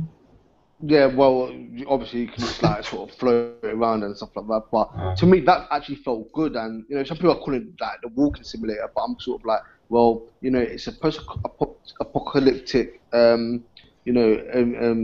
environment, and you're in a city. Why would you be driving everywhere? Why? Do you know what I mean? You're not gonna suddenly get just like a hover bike or whatever. That's and right. Stuff like that. But a lot of people are not even commenting on the sort of the weather effects that is in the Division. Like one time I was playing and you can't see because there's some kind of blizzard. Oh, that's and then it's just crazy. And then the next minute it could be just like it's all calm again and stuff like that. And I know people are trying to do the comparison between the Division and Destiny and stuff like that. And it is similar in some ways, but in other ways it's just like totally different. And I actually prefer the sort of the city environment and the weather effects you get in it, and the fact that you are just sort of walking, you have to sort of keep on edge and stuff like that. Jay, I gotta take my hat off to you, Bites, because I've been waiting how to say that the whole night here. I'm like, how do I actually say it without saying generic? And you said it really well. People keep on trying so hard to bring it back to Destiny. It's really not anything like Destiny. Destiny does have these big open maps, but think about this, all right? I hate to keep using these Walking Dead analogies, but when there's no zombies on screen in Walking Dead, okay, but Rick's walking down the street with whoever, okay, and they're having this conversation, that's sometimes while they're walking in this big open area, or even if it's not open, it's a tight city area, I'm more cringed in my seat watching the show because I'm like, there's some shit that could go on right now. You guys are just talking. There's some shit that can go. So when I'm walking down the streets in the Division, that's how I felt. I was even just walking and talking with people, like you said, there's stuff going on. I'm like looking around. I'm looking left and right. I'm like, what the fuck is going to happen here? Whether it be enemies that come up or maybe something. And I think that they have something in store for us. My point being with all this is that I just don't. I think we got to stop. I don't know if it'll stop until the game actually gets released. There really is no connection between the two, except for a couple of the idea. The maybe loot idea, or continuing to play for better loot. Yeah. I mean, a lot of games have that. The maps in the Division are basically alive. The thing that I loved with the Division was when you were just playing alone and you would walk past other players and they would just start talking to you, like if that's like a normal thing. Right. And you can respond, and it's like real.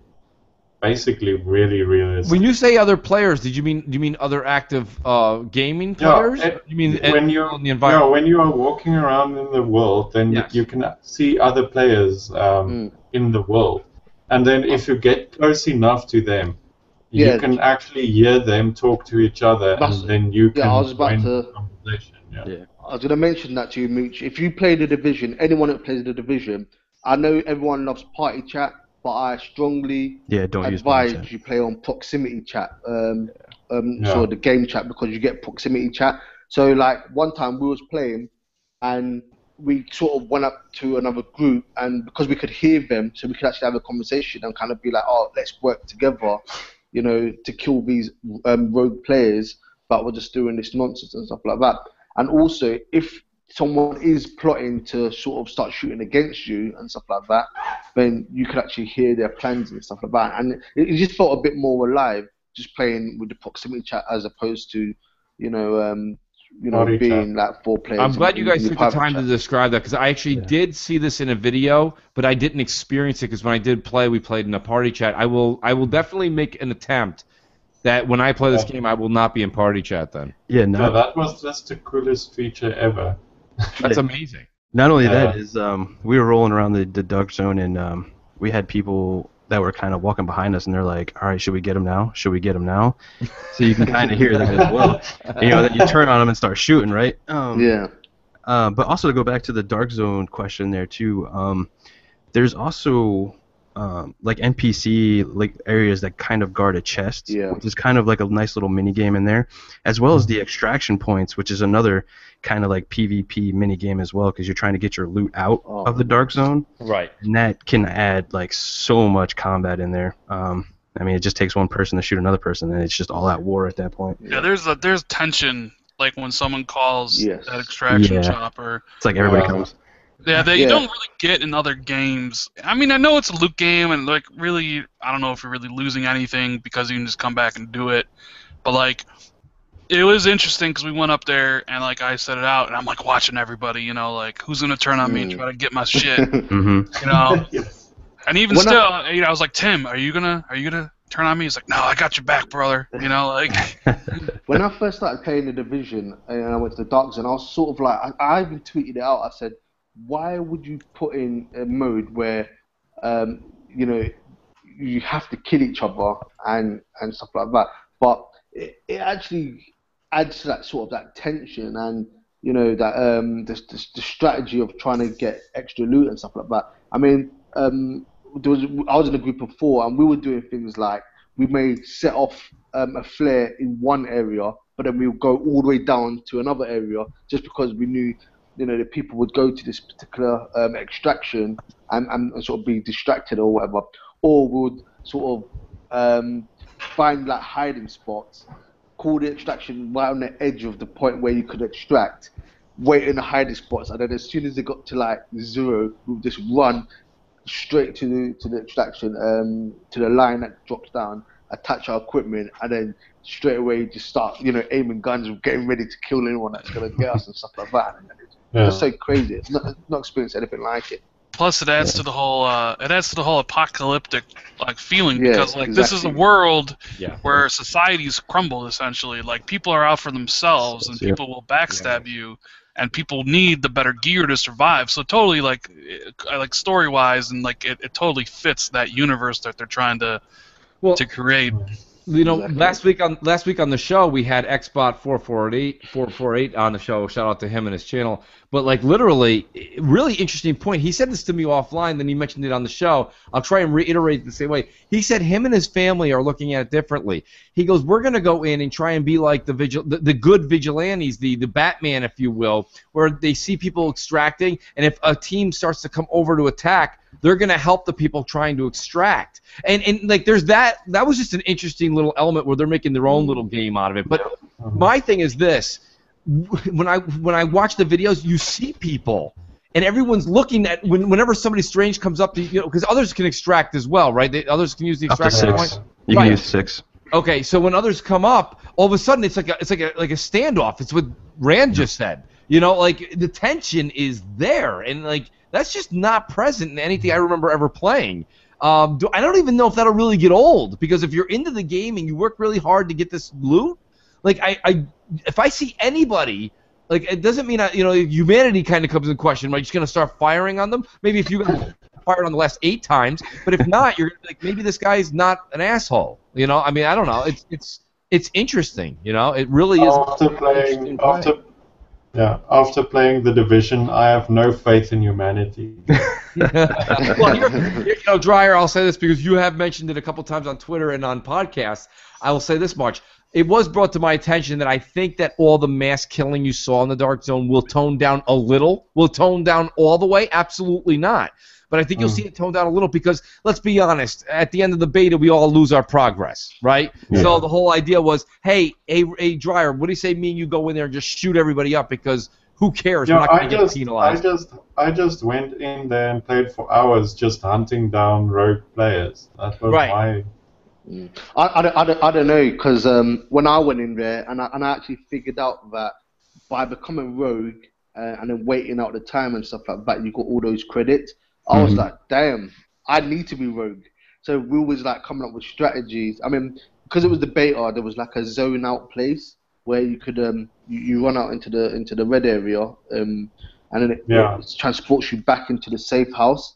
So we were saying stuff like, okay, let's stand near the zone out area, kill people that come past, and then run off and stuff like that. I saw there was one area where you stand on top of a building and you have like this view over the extraction point, and people were always running to that same building, and I saw at the back there was the zone out space. So if you ran to the back after you got your rogue status, then you could just jump off the building at the back and go back. And there was a point where there was a point where there was a guy, or a woman, I don't know who it was, but they had some sort of sniper rifle that was so powerful that literally you'll be walking and then you just drop down dead in one hit. Yeah. And it was just like it just made getting to any extraction just so scary, because you were just like, oh damn, someone's is out for me and stuff like that. So I still think that there will be people that will get to the level 30 and just be like, we're taking out any newbies that come. Actually, you play with other people who are at the same level as you. So level well, 1 there to is a way 7. around that. There is a way. Yeah, I what is- was playing with some level 4s because I was level 8, and it Mhm. moved us into different servers. But then we managed to get back in together Yeah. just by finding each other, and then basically. Yeah, they join just the need to group. fix that. Then the game would be really balanced. Well, here's the thing. Desert She-Wolf on our Division show brought up a good, interesting point that the higher you go in level, because we got to 8 and 12, the max you can get in the beta, but different tiers of weapons unlock as well, so you can start getting purples and the golds. Yeah. Now, when you start going into the higher Dark Zone areas, you're probably going to get those as regular drops. So people that don't have those weapons or in those tiers, they're probably more apt to come after you and start fights and stuff. So there's that aspect too. Hey, let me ask you guys a question. Now, when you get categorized as rogue, are you timed? Is that a timed? Like, let's say I get Yes. Okay, good. So I'm rogue. If I can avoid you guys for a while, not you guys, but I'm saying like to hide because I'm now people are gonna want to take my head.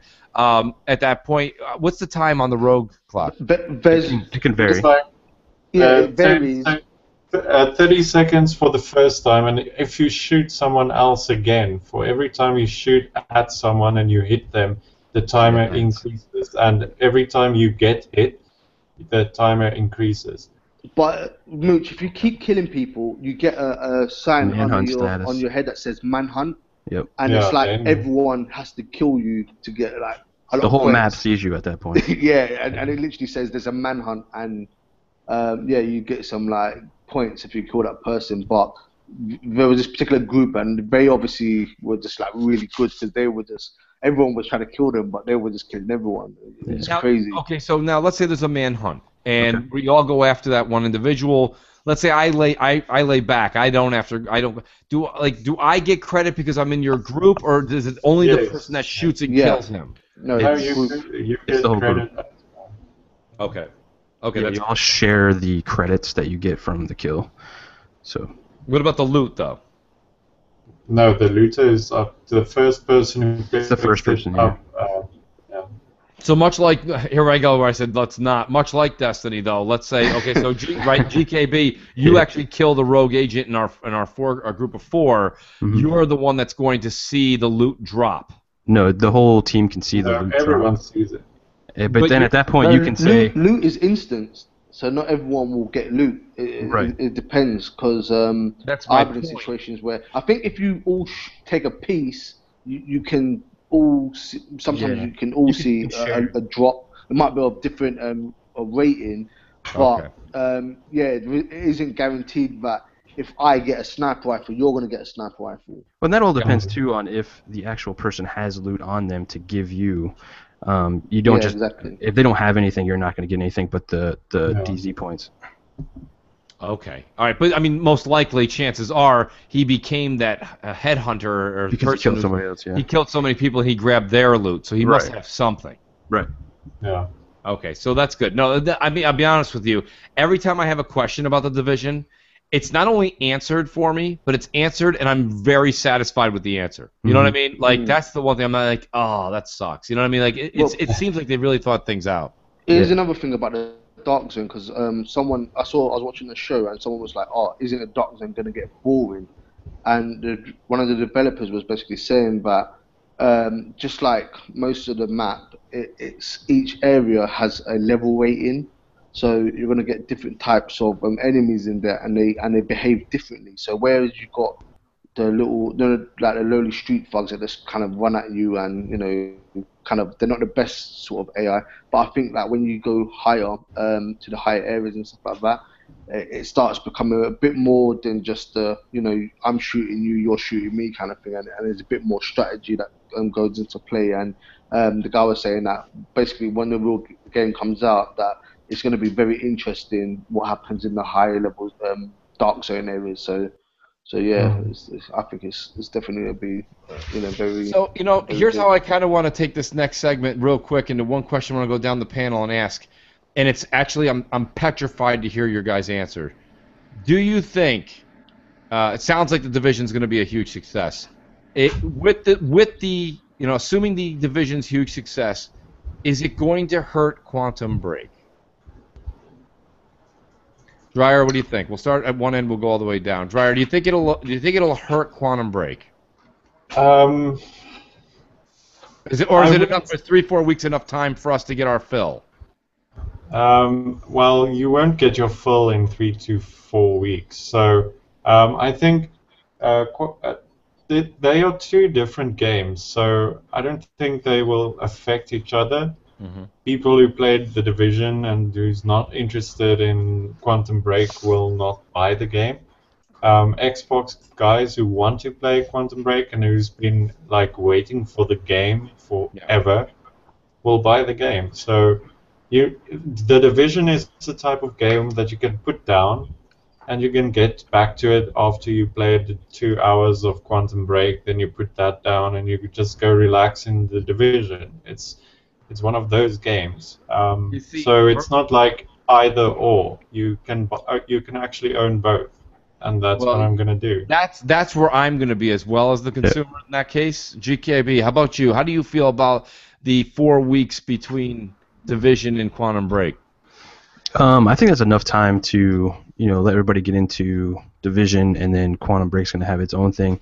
And I, much like Dreyer, will be playing the Division and then putting it down as soon as Quantum Break comes out to play that. I don't think it's going to hurt it at all because Quantum Break is a completely different game than the Division, and it's a very story-driven game, so I'm really into that, so I don't see it hurting it at all.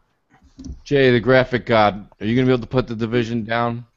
I think so. I mean, the Division is for people that like MMOs. Quantum Break is going to be for the single-player, adventure, story-driven people. I'm both, and I'll be doing like what everyone else says. I'll be playing my Division with my friends in the evening, and then when there are times that I want to take a break from that, I'll be playing Quantum Break because Remedy just tells the best stories. Yeah. And single-player games, that's how I started, single-player. I mean, I grew up when there wasn't internet and there wasn't multiplayer. The only multiplayer was couch multiplayer. So, I'm an old guy like that. So I still like my single-player, but evolution has brought us all to the point where we all want to play with our friends. I agree, and I'm going to give a huge plug out here for Bytes. Bytes, will you be still putting the final touches on Gears Gauntlet, or will you be able to put some time into Quantum Break come April 5th? Oh, bloody hell. April 5th. I totally forgot what the date was, and I'm going to have to make some adjustments. Good thing you just pointed that out, because April 5th was it was the date I was thinking about for myself. But, was it really? That's great. So I think I'm going to have to move that around. I'm glad I could help. But I'm a big nut for MMOs. I've pre-ordered. I hate pre-ordering games, but I've pre-ordered the Division. Mm-hmm. I've got the Season Pass Gold Edition or whatever it is. I literally sink hours into MMOs. That's not to say I'm not getting Quantum Break, because I've loved everything I've seen before, since that game's come out. Before they had Sean Ashmore, I was interested to see what they're going to do with the TV stuff. Right. The game it's different. I've had every one of Remedy's games, so I'll be getting that. Whether or not I'll be playing it day one, I don't know. I'll buy it, but I don't know whether I'll play it day one. But because I am busy and stuff like that, I'm not one of these people that have to play games straight away, just because I just don't have the time to do it. So I'm getting like that, Jay. I completely understand what you mean. I mean, like, for example, I'm still chugging through Tomb Raider just because I'm doing other games I'm playing. Sometimes I can't get to gaming for a couple of days with family, etc. So I don't feel the need to have to do, like, years ago, no way. Like, day one, I got to open it, I got to be playing it. Now I can kind of enjoy it and space it out. However, I will say a little bit of old school me may come back for Quantum Break. Rand, how about you? Are you going to be able to put the gamer score aside for a minute? Of course, Jesus. What kind of question is that? I'm just giving you shit, Of course, I'm playing Quantum Break Day 1. Nice. It's my second most anticipated game of the entire year. That games we know of. Yes. As far as is a month enough time? I think a month is more than enough time actually. So Division's what, March 8th and April 5th, so that's about a month. Yeah, just I think people will be wanting the next big thing after a month in, honestly, and good for Division or good for Quantum Break is that game instead of Uncharted 4, which Uncharted 4 was coming out March 18th. No, I don't think Division. Well, it's like everybody said. It's a completely different game. Like Quantum Break is a single-player experience, cinematic shooter, whereas like Division is a RPG, MMO light, third-person cover-based shooter. You know, like they're two totally different games. I think people will, even if they're like the diehards of Division, which I'm sure there will be. I think even they will be like, all right, let's check out the Division, because you can finish the Division or finish Quantum Break and then get right back on the Division. You don't need to like. Does anybody know, Rand? Do you know what the hours are? What's the estimated hour, the longevity of Quantum Break? Is it 10 hours? Is it 12? They is it 20? They haven't said yet. I do know. I think there's 4 episodes of the TV thing, and they're 20 minutes apiece. Well, I'm not going to count that. And I appreciate that information. I just meant when I'm counting is actual gameplay. No, they haven't said. We'll probably start finding out at that event, because the press will be playing Quantum Break. There'll probably be interviews coming out about because they always say like, well, if you want to beat the game on the normal setting, it'll take you 8 hours, but if you want to beat it on the hardest setting and find all the secrets and collectibles, it'll take you such and such. Right. Man, can I ask you a question real quick? Because you just made a point about after a month, people would have got their fill of the Division. Do you not think? I mean, let me say it like this. Back in the day, people used to appreciate their games, whereas now I feel that they're so spoiled that they just want to bang, jump to the next game, jump to the next game, jump to the next game. Like, I don't understand why the need for that. It's the culture that has been created by the AAA publishers, stemming back to, I think, the beginning of the 360 era. Like, Microsoft heavily influenced this like phenomenon of people and the community moving from one big thing to the next big thing. I mean, they even kind of heralded it at some point. I don't think it really existed so much in the PS2 era, but you can definitely see it now. Like, people, they buy into the hype, they get the game, they play it, and then the next big thing comes out, and they're all on that thing. And with the way social media is... Halo 5. And with the way the social media is, like, if you're not playing the next big thing right then and now, well, you're lost out. Like, you can't be a part of that conversation. I just feel like that could really hurt the Division, because what happened with Destiny was that I got it. I was like, okay, it's not really much story, blah blah blah, and all that stuff. And then all my friends were like, oh, because I get all my games digital, so I couldn't resell it or whatever.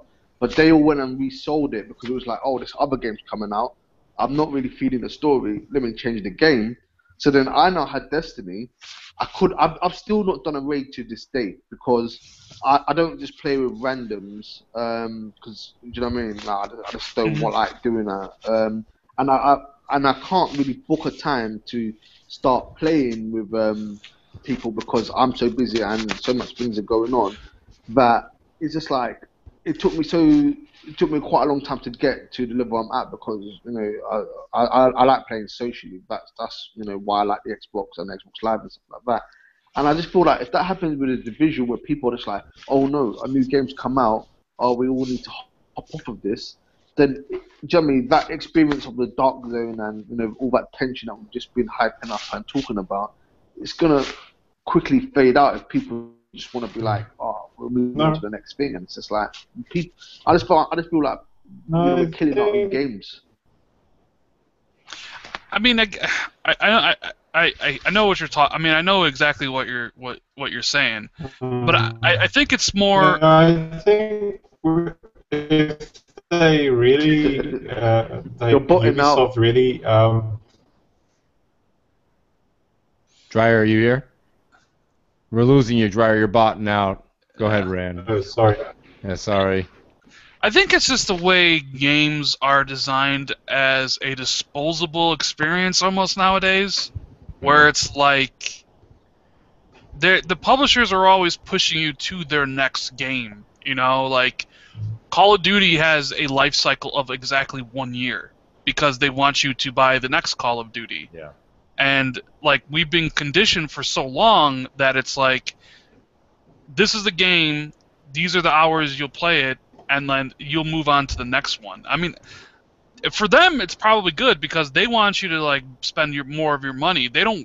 I don't think publishers want you on their game forever. Well, let me rephrase this. Rival publishers don't want you, like, so for instance, people get hooked on Division, right? But EA and like Microsoft and Sony, well, I guess maybe Microsoft and Sony not so much, but like all the other rival publishers, they don't want those guys to get hooked on the Division, so they got to come up with stuff to try to get like those guys off that game and maybe hook them on theirs and so forth and so on. Right. You know, but it's like you get these games that come out and it's like Mass Effect, Mirror's Edge, Doom, and they're just one right after the other, and it's just like you get the one, and then you have a couple weeks with it, and you're like, all right, I'm done, you know, like, and then it's like on to the next game, and then on to the next game, and then the conversation on social media is like, okay, so now Doom's out, let's talk about Doom, right? And if you haven't played Doom, you can't talk about it, and there's that kind of peer pressure. You just said it, Rand. I was just going to jump in and say peer pressure. It's amazing. If you buy a game now that came out 3 months ago, you feel like you're a leftover. Yeah, you're a leftover. Like you weren't like you know, like you missed out on something. Like, yeah. And you're thinking about the Division where like, okay, so people get it, and you know it's 2 months in, but like you know the whole tension of the Dark Zone's non-existent now because everybody who's playing the game at that point are the hardcore people, and they know exactly what's going on, and the only other people playing it are newbies, and they don't know, so the tension's kind of gone. There's no more of that tug of war type stuff, right? Because now it's just the hardcore people playing it. Like if you jump into Rainbow Six right now, Rainbow Six is a very hardcore game. Like it's not something you can just jump into and like just be good at, because it takes teamwork, coordination, skill, right? But if you play it now and it's been launched, the only people still playing it now are the people who are really good at Rainbow Six, right? So if someone new gets the game, now they're into the game and they're getting decimated by these better players because you know, like anybody who's like wanted to play Rainbow Six got it on the first day it came out, you know? Yeah. And that's how I feel. Sorry, that's how I feel right now with you guys all talking about the Division beta. I haven't played the beta. I am just so jealous of you guys right now, listening to what you've experienced already. Well, I'll tell you. You know, I'll give a plug where it's to always give the home crowd one. Jay Williams, check out JKB. He's had a couple of great shows on his channel, referring to and all things around the Division. The other thing I'd recommend is check out Open World Games. That's the name of the YouTube channel I go to. A guy who's very, he seems to be, unbiased, and he just gives his. He's not talking about platforms. He's talking about the Division. Yeah, I've been watching. But, you know, something that you can do with the Division is like wait for the holiday period when everyone, like new people, buy a console and the game. Because one thing that I've noticed with Halo 5 is every holiday my KD ratio goes up. Yeah, it does. Because there's a lot more noobs to kill. You know, Mooch, people used to tell me you actually like never talked about games on your podcast, man. What's going on? We're talking about the Division. I know. You know, listen. Well, I like. Of course, we're going to talk about things when they're hot in the media. The media right now is been very quiet. Just the media in general. I don't mean the usual shenanigans they pull. It's we're going into a couple of big game releases. The one thing I wanted to talk about tonight a little bit, but we're already 2 hours in. We're going on 2 hours in, and it's Friday night. I don't want to keep people from gaming or their better half. Unravel came out on EA Access the other night, and here's the thing. You want to talk about a mood swing. Yeah, I was about to say Division to Unravel, my lord. Yeah, right. Well, not just that, but even referring even to myself, I think that I was very down on Unravel at first, and now I'm tempted to try it on EA Access. Not because of anything. I mean, it's not a game I'm going to rant and rave about. I think it's maybe a fun puzzler, something to do with the misses. You're better after. Yeah, very, very good-looking game. Look, it is what it is. But for $20, it looks like it may be something that gives you 10 hours of enjoyment. It's like Limbo. Yes, basically. it is very Limbo-esque. It's Limbo-esque with Max Curse of the Brotherhood graphics. It's it is what it No, is. graphics are really good in that game. Yeah, Oh, they're the beautiful. graphics They're are very really good. They're beautiful. Yeah. I'm sure it was Unreal Engine 4 that's made that game. Shameless plug, but we actually interviewed the creator of the game yesterday on Absolutely. TXR. Plug away. That was, Yeah, that's that was a good interview. Do you know what engine it was?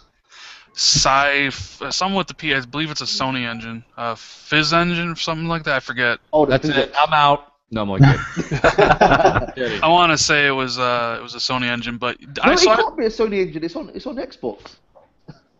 Well, I know it's on Xbox, but I mean, it's something with the PHY something or other. I thought it was a Physics Sony is developed engine. Physics is it's the Sony thing. But, I'm not exactly sure. I didn't ask them like what engine they used. I thought it was on Unreal Engine 4. No, I don't think it's Unreal Engine 4. It looks amazing though. Yeah, It looks does. really good. So I played the first two levels. It's really like there's this. Now we talked about the switch between like this post-apocalyptic Division game and this like kind of like bright, cheery Unravel, right? But it's not really bright and cheery, Mooch. No, There it's not. is a sense of like from the very beginning, I got a sense of Hard. sadness, melancholy, and even Martin, the creator of the game, said in the interview, like it was melancholy, and I totally Yeah. felt it like right away. It's not this like happy-go-lucky game. It's almost like I almost felt like I'm gonna cry by the end of the game A or bit like something, like, Alien, you know? Blind. A bit The like first- Blind, like it's emotional. The first time he drowns in the water, it invokes an emotional response.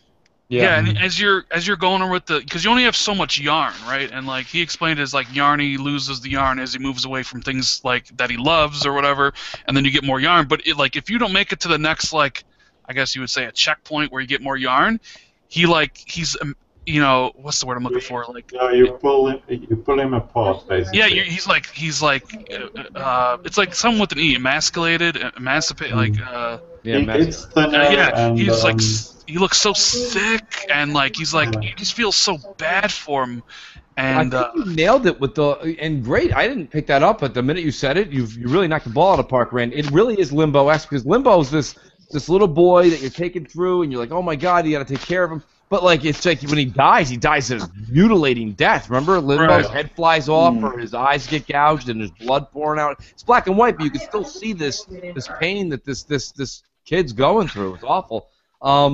Yeah, man. I mean, my recommendation is if you got EA Access, try out the first definitely. two levels. Why not? I mean, you're paying for it, and I think it's something you might want to pick up. I'm a I Limbo already nut. bought the game. When's it come out? Next Tuesday? it comes out Yeah, on next Tuesday. Tuesday. Yeah, Okay. I mean, comes out on here's Tuesday. more games to talk about. I myself personally, I mean, everybody knows I've been on almost a not safe Destiny kick, but I'm almost at the level right now where I think I'm good for a while. So. Do you need an intervention? Yeah, I do need intervention.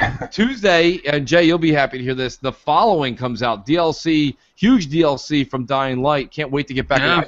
So excited. 75 hours into that. So I'll be jumping into that head first. I'll probably be playing The Following as long as content allows, right up until the Division. I think you can get 3 weeks out of that. And yeah, I don't know if you guys. I know Jay Williams will be playing it, probably alongside me. If you guys ever want to jump in, let's do that. That game is just fantastic, and I just can't play any game with a zombie in it. So. Can I pre-order the DLC? Well, yeah, because the DLC is just a season pass. It's Yeah, just, it's just So I have to buy the season pass? the only negative. Yeah, you do. To play The Following, it's going to be. Here's the downer. I didn't know if you didn't. The Following is now going to cost you $29.99. Right. It was when I got it, it was $19.99. The developers, and they justified it. They said that they've been able to justify it. This DLC is 20 to 30 hours.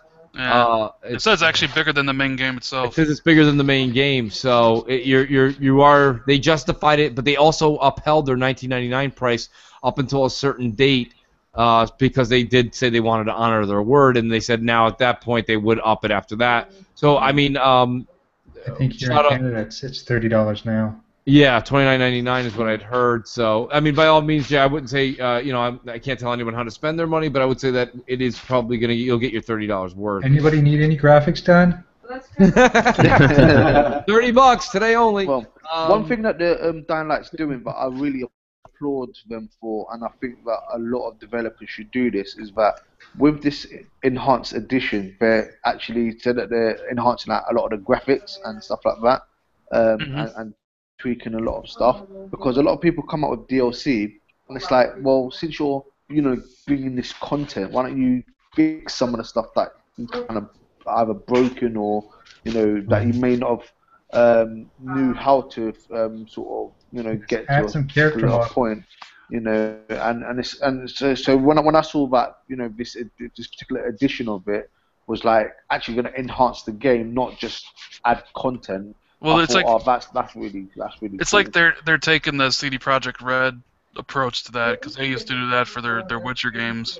But I mean, like, to be fair though, Dying Light sold extremely well, so they probably have the money to be able to do this. Not every game sells well enough where like, hey, we got this expansive DLC and we can go back and fix like all the problems that may have plagued the first release. Right. You don't really see this that often. Like a company being like, yeah, we got this DLC coming out, and let's be honest, like most DLC is terrible, right? Or just map packs for multiplayer, like actual story DLC is pretty bad. And they're like, oh, and by the way, like we're raising the price of it, right? Like it's not $20, it's $30, and like people didn't bitch because they were like, all right, well, tell us why. Right. And like, oh, you have this. Okay, so I can see why now it's more expensive. They had new animations, like they fixed a bunch of stuff, and they had a new difficulty settings and stuff. It's like, okay, like I see why that justifies it, but like I don't think most developers can actually do that or have the timing, because it's always like you finish the game, like you would assume they'd finish Dying Light. And because it was so successful, Warner Brothers would be like, all right, on to Dying Light 2, let's go, And instead, they're like, no, like, we spent a whole year making this DLC, so now who knows when Dying Light 2's coming out, right? Right. I hope they fix the fact that everyone looks like first cousins. That's just a trait that came over from Dead Island. Everybody looks the same, and change the eyes. Everybody's got the same beady, buggy eyes. Everybody looks the same in that game. But I want to go down the list here and allow everyone to do a shout out or a plug for their thing. Dryer, let's start with you. Dryer, anything you want to announce? Any articles coming out we should keep weary of? Not really, but you can just check out my stuff on ticgn.com, and you can follow me on Twitter, and just follow me. JP, how about you, bud? Oh yeah, we got the Shop Podcast tomorrow. On Mondays we got the Console Corner. We'll be talking indies and the state of the indies. You guys can sub to the channel. Gamers Knows Best. I'm on Twitter. Gamers Knows Best. Yeah, come check us out. Very cool, very cool. Graphic God, what can we say that we don't know already? I'd like to compliment everyone on the panel for looking so good. That's right. And you can find me on Twitter at graphic_god. Find me on the web at creativecommunications.ca. I've been pretty busy this week. If you've been following me on Twitter, I've been throwing out graphics at least once a day, trying to support my gaming habits. So please send me money and I'll create your graphics. Awesome, Jay. Fights, no pressure. How about Gears Gauntlet? I'm dying. I'm pushing the buy button as we speak. That's soon going to come to a close. I'm just starting to look at release dates now. Nice. It's becoming more and more of a problem because all of these games that keep coming out after, try and avoid it so I can, scrounge a bit of money from for all my hard work and stuff like that. But keep if anyone wants to follow me on Twitter at Bites with Chicken, just so you can keep up to date, because I'm hoping to announce some stuff soon about that development. And I've actually started, in my downtime when I can't get onto Gear Gauntlet, I've been putting together bits for of a prototype for something. So I'm hoping to you know, be able to show that as well at some point. But yeah, again, you know, add me Bites Chicken, and anyone else that, you know, wants to talk to indie developer, one that's definitely passionate about, you know, gaming and the whole indie scene, then yeah, you know, I'm always up for coming on podcasts and stuff like that, and just talking about games and you know, things like that. So yeah. Very cool, Jay. Thank you. Yeah, if I can give you one a piece of advice, just don't launch your game like they launched Cobalt. No. Yeah, because nobody knew about that game, and on launch day, nobody reviewed it. Yeah, that is odd. That is very true. Rand, Yeah, how I about plan you, to have Rand? like at least a month between, you know, it going gold, as they say. Well, that's it. You and, know, Bites, I'll be honest with you, releasing. Bites.